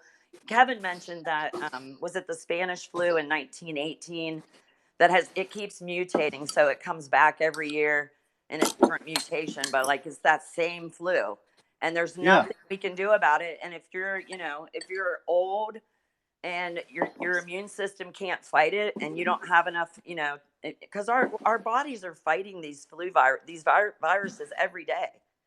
Well, Kathy, and you probably saw it, but we did a scope on 1976 a few months back. And it was before all this started. I don't know if you saw that, Kathy. But we talk about 1976 and Gerald Ford's president, and there was supposed to be, you look up that in Fort Dix, and there was supposed to be the Spanish flu had come back. And they were the CDC and the NIH. If you Google it, it's called the pandemic that wasn't. And the only one person died of this flu, and it was one of the soldiers at Fort Dix, and they at this barracks in Fort Dix. But the media created this campaign of fear where Gerald Ford went on live TV. Like you can when you Google this, if you look for it, you'll see the picture of Gerald Ford in the Oval Office getting a shot. But they did a thing on all the Net3 networks where he was getting the vaccine. Because they did a fast tracked vaccine. And think about this. Nobody in this talks about 1976. Not Trump, not Fauci, not Birx, not all these experts.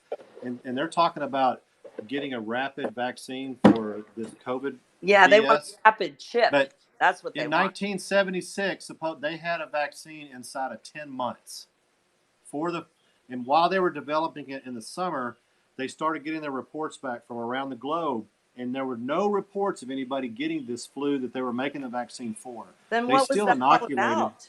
They created this campaign, and Gerald Ford said that he would make sure that every man, woman, and child was vaccinated, and they convinced about 45 million Americans to get the vaccine, and had to stop when 1,000 of them became paralyzed. And a bunch of people died from it. But several people died. And of course, they rushed through the Senate and the House. They rushed through it and application for the company that made the vaccine. Right. And so, and this case was the first time that it had startled Americans so much. That was the first time that the vaccines, we had been scared. Like, you know how we have this anti-vax movement now? A lot of it stems from that year incident. And they all of a sudden ceased. They stopped the vaccinations also, too. In one place where they were giving the injections, 4 people died. From it in a short, like within a matter of 3 days. No, some within hours. That's so then they terrifying. Had to stop. That is terrifying. It's terrifying. They got my mother-in-law Guillain-Barré syndrome every year. And she convinced me like 4 or 5 years ago, I took her for her flu shot. I just happened to be her ride there to Walgreens. And she's like, you should get one. I said, why? I never get sick. And she's like, well, because you'll be sure to not get sick. And I thought, I don't even know why I let her convince me, but I let them give it to me. I got up the next morning. I had a walnut in my armpit. And then I had a great big, I had like a really large lump behind my arm, like where on the opposite side of where they had, put the needle in my arm. And it was all red and inflamed. And then I had one of my lymph nodes in my neck on the same side of that arm, right above my shoulder. One of my lymph nodes was like really hard and felt like walnut. That's the only way I could describe it. But I was terrified.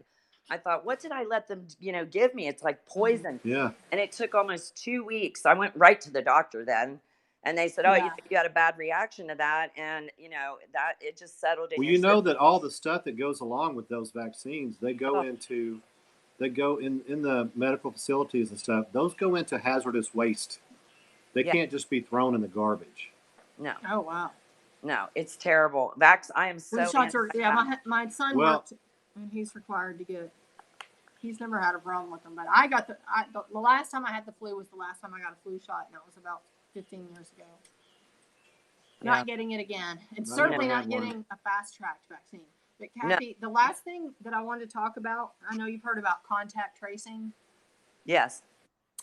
Here in Shelby County, our health department in Shelby County is getting $50 million just to hire a contact. From the first, it's not just for that, but it's from the CARES Act, the first one that just passed, a month ago, and they've got $50 million. But with a lot of it, the big portion of it's they're going to hire 140 new agents, and they're going to set up a contact tracing program. They're going to hire a bunch of people. They didn't say how much they were hiring for that, but it was all about expanding, and it sounded almost like a business CEO Okay, so take away our jobs. Doing a quarterly conference call with investors saying, we're going to expand, we're going to hire these people, we're going to spread out. Yeah. Yeah. What were you saying? And people are going to take those jobs. It won't be an ethical thing. They pay $25 an hour. Yeah, it's not going to be an ethical thing. They're going to be like, look, I need to put food on my table, so I'm going to go ahead and spy on Americans for the government. How different is this contact tracing than the Chinese are doing right now with it's social not numbering, giving them social grades or whatever they're doing with their No, we've got a crude form of it right here already. We do. What is happening? I mean, it's crazy what we're allowing them to do. Kathy, in the beginning, before they had shut down, and when we were arguing with certain people about not shutting down, this is what was on my mind. I didn't know. Mine too. I had no idea. Like, I really didn't know what would happen, but I knew for a fact that it wouldn't be good. That's all I knew. Yeah, we knew that this was a power grab. The government that kind of power. Mm-hmm. Yeah, and inspectors paid to find us. I knew if you gave the government that kind of power, that it would be hard for them to relinquish it, and I didn't know what they would do with it when they had it. I mean, I never dreamed I would see moms and dads arrested for taking their children to the park. Like, I know, it's heartbreaking. I was so proud of that salon owner for standing up in court and saying, I'm not going to apologize for feeding my children. She needs to wind up like those kind of people, and actually people like you and me, Kathy, and others. We need to be running for office, local. Yeah, Aaron did it. Aaron did it. Right, Aaron's in my district. Aaron Carpenter. Yeah, he's So that lady. I couldn't vote for him because he was very local. What is he? He wasn't in the right like precinct. City council he was in the wrong precinct. That's right. Yeah. I mean, we're both in District 12. You're in the same congressional district, but not the local government part. Yeah. Right. But, so that lady, like the salon hairdresser in Texas, this is the perfect opportunity for her to run for state office, or maybe with her name recognition, she could actually run for Congress, maybe as a representative. But we need more of those types, in power, rather than the car salesman that we have like representing us. Right. I am so appalled. I want to think that, I want to believe that, like we were wondering why Trump didn't pardon Flynn. And then it came to be that we're like, this has to play out. This entire thing has to play out because that's how we're going to find out the facts. If he had just pardoned him, then none of the facts. We wouldn't know. So I get it now. I get why he didn't just pardon him and say, this needs to end right now. Fini, because now we're learning all, who was involved and the culprits. I mean, it really needed to play out, but I keep trying to figure out why this stimulus money, they're just printing money and having all these mom and pop. I think 137 restaurants closed forever just in San Francisco last week. Yeah. Last week was the final week for them to hang on and still have a chance. And so over 100 restaurants and clubs closed. And that place is already a shithole anyway, if I can say so. Right. We all know that. But, they're gone. I mean, I don't understand. I know he's a germaphobe. I get that they hit our president with the very thing that they knew was his one weakness, because he doesn't lose. He's never lost ever in his life. Right. Why would he let the greatest economy that we've ever had get completely annihilated by a virus? But this recovery part of this and the way he's going along with it, and he's saying, now, if I see any of the local, from the governors to the locals, the mayors, whatever, if I see anyone overreaching or, overstepping, I'm stepping in. I mean, he tweeted about it. He said it many times. Where? He's not doing anything. The entire state He's of not there. is shut down. Well, and that's why. And then when we call Done. him out for it, Kathy, people attack me on. Yeah. I got called the C word today by somebody Oh no! from a follower. Wow. And I'm like, Why? They ended up deleting it. What were we tweeting about? It was about. Was it it was about Trump? It was about the vaccines. the vaccines? Yeah. But here's the deal: the whole scope tonight is about. It's not about what's happening in D.C. That's right. We need to get our focus off of Yeah, that. that's true. And we need to pull back. Yeah, you're right. And go, hold on a sec, guys. We've got local people that are actually trampling on our rights. Right. So these are the people we need to be looking at. Yeah. We need to know. We need to know their names to start. I do. I was looking for our president to lead us out of this mess, that we got into. But now, with our states and local municipalities having all this power, I know Kevin's called Troy Balderson. That's our local rep. He's called and actually spoken right to him. He'll take a phone call. You can't get into DeWine's office at all. You can't get a staffer. You can't get anybody at the governor's, office. But you can definitely get the local reps, at least ours. Right. Kevin's talked to him a couple times, particularly about the Small Business Administration help and whatnot. Because our freight was stuck on the ocean for months. They weren't letting it come into port. So I know that we can do better, and I know that we do need to get. So I wonder if they establish that freight was carrying the virus too. I wonder what the science was behind that. Honestly, I feel like because that was the beginning stages of what was happening. We weren't shut down yet when that happened. Right. China. It was during the State of the Union speech that the president mentioned the virus and said that he had, at the end of January, he had closed travel to China, to and from China. So we knew about the virus and he mentioned it. But the Chinese obviously had the virus that, they were right in the thick of it. And they took an extra 2 weeks on their Tet, their New Year, because they always shut everything down for 2 weeks in January, where and we get a lull in February where we have like 2 weeks of minimal freight coming in from like Europe and, Brazil, different places. But probably 60% of our freight comes from China, unfortunately, because when we started out in 2003, our freight was auto parts made in the USA. So we were proud to be hauling, box freight, and now we're hauling container import and export freight because most of it is Chinese now. But that was shut down because they were over there suffering with the virus. We didn't know about it. They, it just looked like they were taking an extra 2 weeks off. But I thought, what is going on? There's got to be more to this. When the president mentioned the virus, I was like, oh. Now we know why they're not back to work yet, and they're taking 2 more weeks off. And then and they had already loaded those ships in January. It takes weeks for those to get across the ocean and over to our ports. And then once they got to the port, that's when things started where they weren't allowing them into port. And it was after the State of the Union. I know it was like in the middle of February, and we were going like, where's our freight, and why won't they allow us to have our freight? It's just sitting. All of these ships were sitting off the coast of Miami, up the East Coast, the West Coast. They're just all sitting out there with all these containers. Meanwhile, these auto parts plants that had reopened under Trump were trying to export out of Kentucky, Michigan, Ohio, our Marysville plant here in Ohio, the Honda plant. That's up near Aaron, where he's at. But they needed those empty containers to ship the other stuff out. So Kevin started calling. That's when he called our local rep and said, what's going on? Why can't we have our freight? And so that's when we were first finding out that there was a really big problem.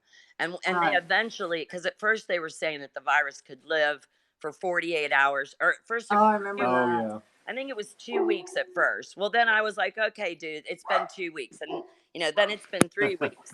And now it's been a month. And then we were hearing like it could live for 48 hours. And I'm like, well, now, now there's just absolutely no. Hey, Kathy, I'll raise you. I saw yesterday a report that yelling and speaking loudly can put the particles up into the air higher and further. Oh, well, then I'm just going to kill everybody.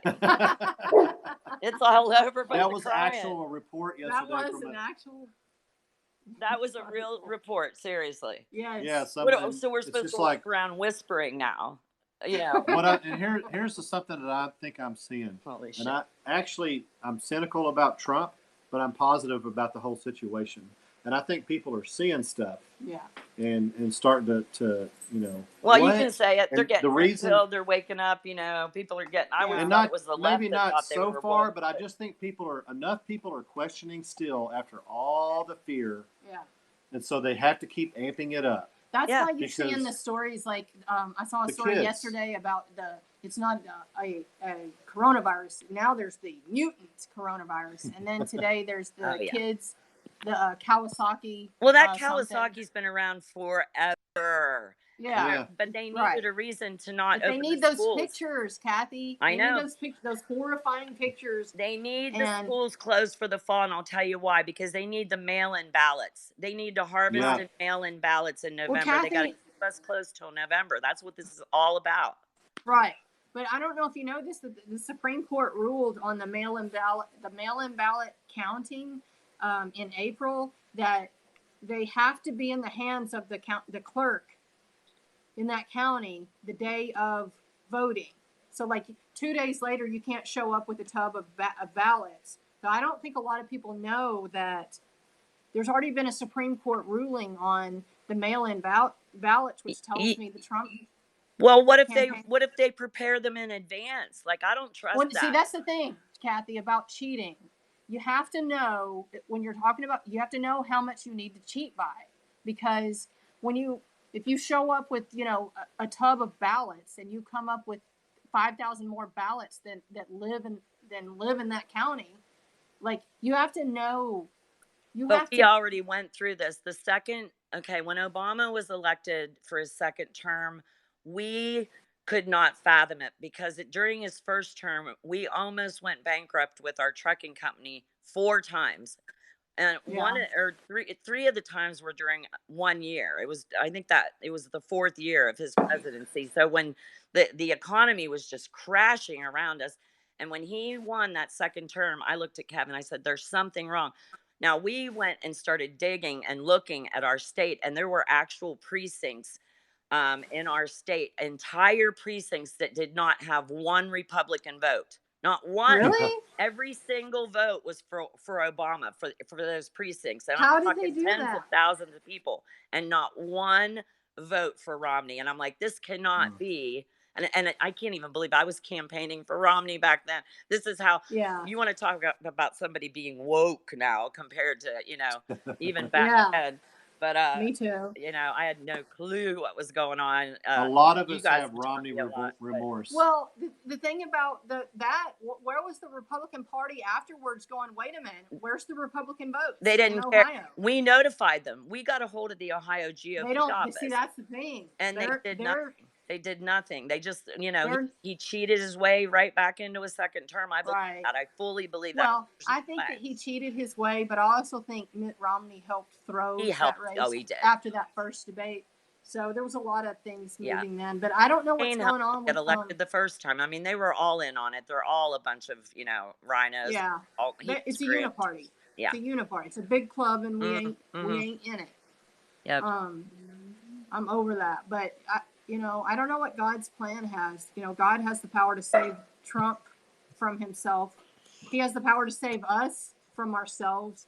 So, I don't know how this works out. I don't either. I mean, we can locally, and I plan to, and I know that Kevin's already done that because, we've talked about.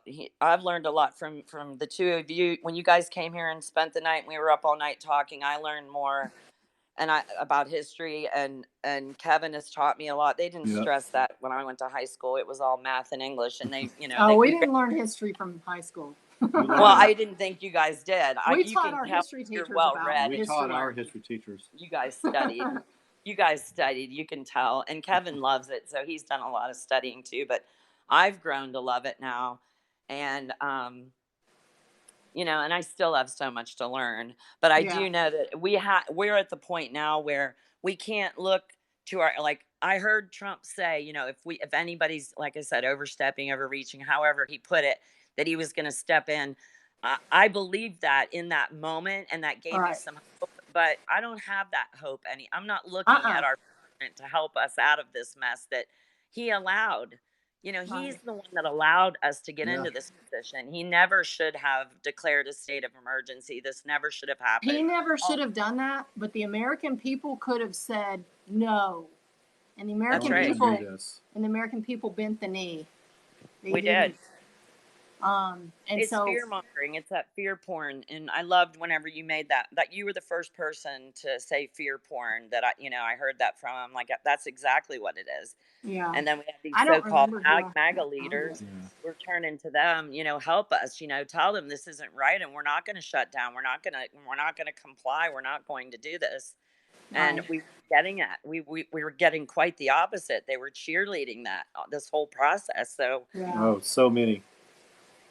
Yeah. so disappointing. It is disappointing, but on another note, as Christians, we know that these people down here acting like they're in charge, and these governors acting like they're Chinese chairmen. That none of these people are in charge, and even as the situation looks dire, I just have this feeling in my gut that something good is on the horizon. Me too. And I told you it seems so tiny, but when it happens, I told you over the phone, my Yeah. son lost his wallet. It's a great And story. I just got on my knees the next day. We will let it go 24 hours. Your whole life, it's like a woman's purse, but your whole life is in Yeah. that wallet. All your credit cards, your license, everything. All the offices are closed, so you can't even get a new ID. I mean, he was in full panic. And I said, just give it a day or two. Don't call and cancel anything. And I got on my knees and prayed, and I started to cry. And I just said, I was picturing a good Samaritan. And then I was like, no, it's been a full day. Nobody, they know the address. They would have at least just driven it to him. I'd have just Yeah. gone to the house and said, here's your wallet. I found it 10 minutes away at the Kroger. But I just went upstairs and stood in what used to be, his old bedroom. And I just asked God to show me where it was. And I just reached my hand in the back of his closet behind a stack of jeans with a little cupped hand. It was in the perfect position to just grab it. And we had looked there, we had turned that closet inside out. And I just Yeah. reached back there and pulled it out. And things have happened for me like that my whole life. And I get upset with myself, and I say, why do I only pray whenever I need something desperately, or when I'm heartbroken, or I'm just feeling desperate, and it isn't true. I mean, I pray and I'm thankful and grateful, but when I get really emotional and pray like that, it's always because I need something. But God has always delivered every single time that I've done that. Right. If business was in trouble and I'd hit the floor, Kevin would call within a couple hours and say, the floodgates just open. And I've only done that maybe 3 times in all these years, but God's got this. I believe Yeah. that.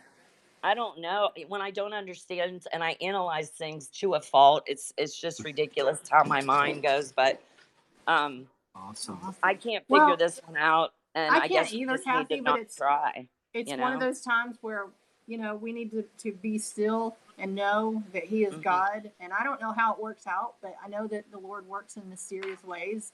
And Yep. so I don't know why. I just have this gut feeling that even though as everything looks so bad, and every day, it doesn't seem to turn around, and Trump continues to not sound like the guy that we voted for. I just have this feeling that something better is on the horizon, and that's a God It has thing. to be. There has to be a reason for all of this. This can't all have been in vain, or for us to lose our country. Right. All of this, that's happened so far, it just can't be for nothing, for naught. Right. I agree. And America was founded on the belief in God. I think a covenant with God. So I think that this is a good note to end on. That It is. You know what? Psalms 94. Somebody in the comments said praying Psalm 94 over the evil ones every morning for the last, I don't know, several months. When I get up in the morning, I look outside. My house overlooks a lake. It's a very beautiful view that I have. I'm blessed. And I pray Psalm 94 word for word, the Geneva translation, every morning. And I strongly believe that turning back to our principles and turning back to God is going to turn this country around. I'm going to start doing that. So read Psalms 94. I love that verse. I will definitely start After doing you read it, I'll go Kathy, to bed text me tonight because every morning. you'll know what I'm talking about. And I say it out loud. I don't say it internally. I say it out loud. That goes back. We can wrap up with that. Goes back to the Declaration of Independence and the Constitution. They go in tandem with a moral people. Yeah, a moral religious. And it's the only way it all works.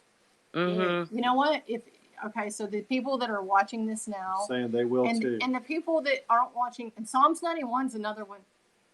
I tell you what, I got another story on the Psalms 91. That was a good one too, on the shelter of the Most High. But tell it. Do you have time? The Psalms 91 is about. Do you have that first sentence of the Psalms 91? Because I'm telling you, Kathy knows that when this whole thing first broke out, that I was in a bad place, and it was when our friends on Twitter were going in a totally different direction, and I didn't understand, and then I ended up in a hellhole at work, which I hadn't been in 25 years because of the social distancing rules, and I ended up, after a few days of prayer and reflection, I ended up in a place, like, I could send you guys pictures and you wouldn't believe it. Like, I'm in the shelter of the Most High, which is that Psalms 91. While this storm is going on, God has placed me in the shelter of the Most High while I'm, the company that I work for, I'm supposed to be wearing the gloves and the mask, and because of where I am, it's only me and one other person, and it's in a beautiful place overlooking a golf. It's I can't even explain to you how beautiful it is. Such a difference compared to where you started out when this happened. So when it all broke out and I ended up there, and I was angry, and then all my friends I kind of blamed, because I felt like they helped contribute, putting me there. And then I just kept praying. And my friend that works with me, she's a strong Christian. And it's kind of neat because we can sit there and pray at work out loud, which we couldn't do where we were before. And it's so incredible what God will do if you just put your faith in Him and trust in Him. Because you were in a bad place. I mean, I was feeling your hopelessness when that all started, and you knew you had to go back there. I could feel that. I'm so empathic anyway, but I just could feel it coming through. You just were thinking, like, this is as good as it's going to get for a long time. Like, that's where the place you were at, and look where you are now.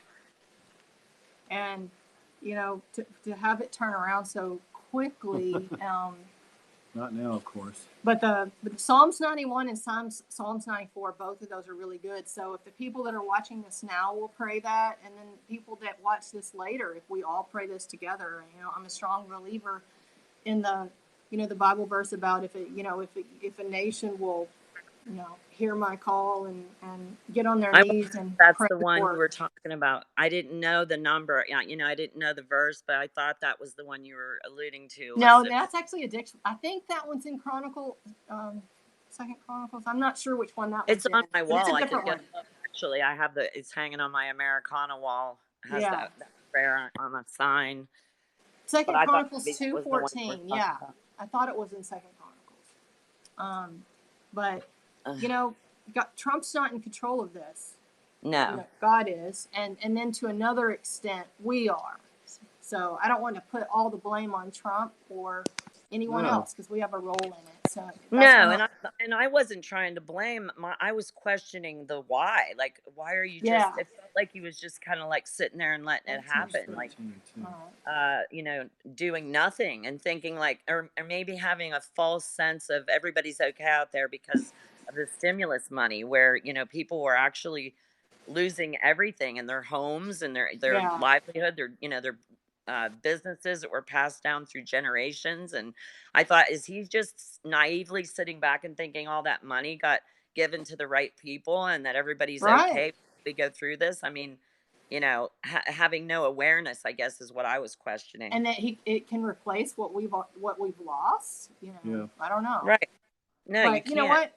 he's a man just like we are, and he's fallible, and Right. he's definitely made mistakes here, but I'm not going to fault him because No. he who hasn't sinned first, cast the first stone. That's right. And I hadn't been. So if someone called you that horrible word over Yeah. accident, and thinking, Oh, and it was somebody that we followed each other too, because I saw it what? and I was Yeah, like, behind the I scenes, you went, guys are gonna come have to on, text me, dude. and I want to know who that is, Devon. You can text Well, me or whatever, I'll tell you because tomorrow. And that it's that somebody, person's getting a big it's old somebody block. who one of his last things he said was basically, if you don't realize that Trump is always right, he knows exactly what he's doing, he's saying everything he wants to say, he said never wrong, then you're a fool. Please. And I just went, there's no more. And it was before that he had called me the Yeah. C word. Right. That's Because I'd great. gotten involved with the thing. I was have like, a new rule now. come on, though. dude. If you call me the C word, I'm just gonna block Yeah. you. I'm just Yeah, not you're gonna- done. That's Yeah. it. There's I should've blocked you. there's no You know, and recovery from that. It's no. a special forces, and he's got MAGA and CAG in his profile, and I'm like, dude, that's not either of those things. No, Yeah. no way. You can't have all that in your profile and be talking to No. a woman like that. Yeah. No way. Well, Care who we're it is. gonna wrap it up, and Kathy, thank you for calling in, and this Thanks was a for good, doing good this. conversation. And I'm also on don't buy an I know we're well past the iPhone 7 Plus, but I run on a delay because I'm a chronic interrupter. That's anxiety too. I cut in and jump over, but I'm on like a 2-second delay with Periscope. I always have been. Oh, That's wow. why 'cause I'll go back and look at comments that I put in there, and I think they're running right along because I type really fast. Yeah. And it's like a 2-second delay. And I know when I called into Scott Adams a couple weeks ago, I listened to it later and I was stomping all over him. But it's because Yeah. it's a delay. Like I'm hearing you guys and I talk right as soon as you pause, I talk. But I don't know how this is going to come out. If it sounds like I was talking all over top of you guys, I didn't mean to. Because we don't care about stuff like that. junk Yeah. ass. So. Yeah. Well, it's just phone. I'm always wanting to drive over it with a Mustang tire, but, Yeah. but who wants to spend $1,000 on a new phone right now? So All right, I know. Yeah. we Who just can deal afford- with it. who can But afford to, yeah. thanks for letting me All call right. in, you guys, We'll and be in hopefully touch. we get together again this summer. you. I'm not planning Yeah. on staying within my state bounds, and you guys are always welcome to visit again. I don't know if there's anything come up. If Owen comes back here, I want to go. That'd be great. Oh yeah. Like, I want to go see him. I'm Yeah, if he comes grateful next time, that you you can come turned with me us. on. He's actually said he likes Memphis, so maybe it'll be Oh, here really? next time. Oh, He's Oh, said well, that then. before. Maybe Yeah, Kathy will I'll come head up here. south then. I don't need my papers. If I do need papers, I'll I just don't- skip the part and just head Yeah. on down. All right. Well, good talking to All right, you. guys. Have All a right. good Bye, night. Kathy. Thanks. All right. Well. Uh-oh. What? Okay, there we go. Gotta hit it All right, just so we're going to wrap this up. We will be back on the Ides of June, which is on the 13th. 13th. I don't know what we will be talking about on the Who 13th. knows? Who We don't knows? know. There's no Everything's way so to know. crazy right now. We know that with the unemployment numbers, and who knows how bad it's going to be. I don't know. I'm not going to focus on that. I'm not going to leave us on a bad note because I still think that for some reason there's going to be some kind of turnaround. There's going to be a turnaround. I have this feeling. Yeah. So hopefully there will be. Thank you all for tuning in, and we will be back See you in 4 weeks. 6:30, Ides of June. Oh. Oh man, he's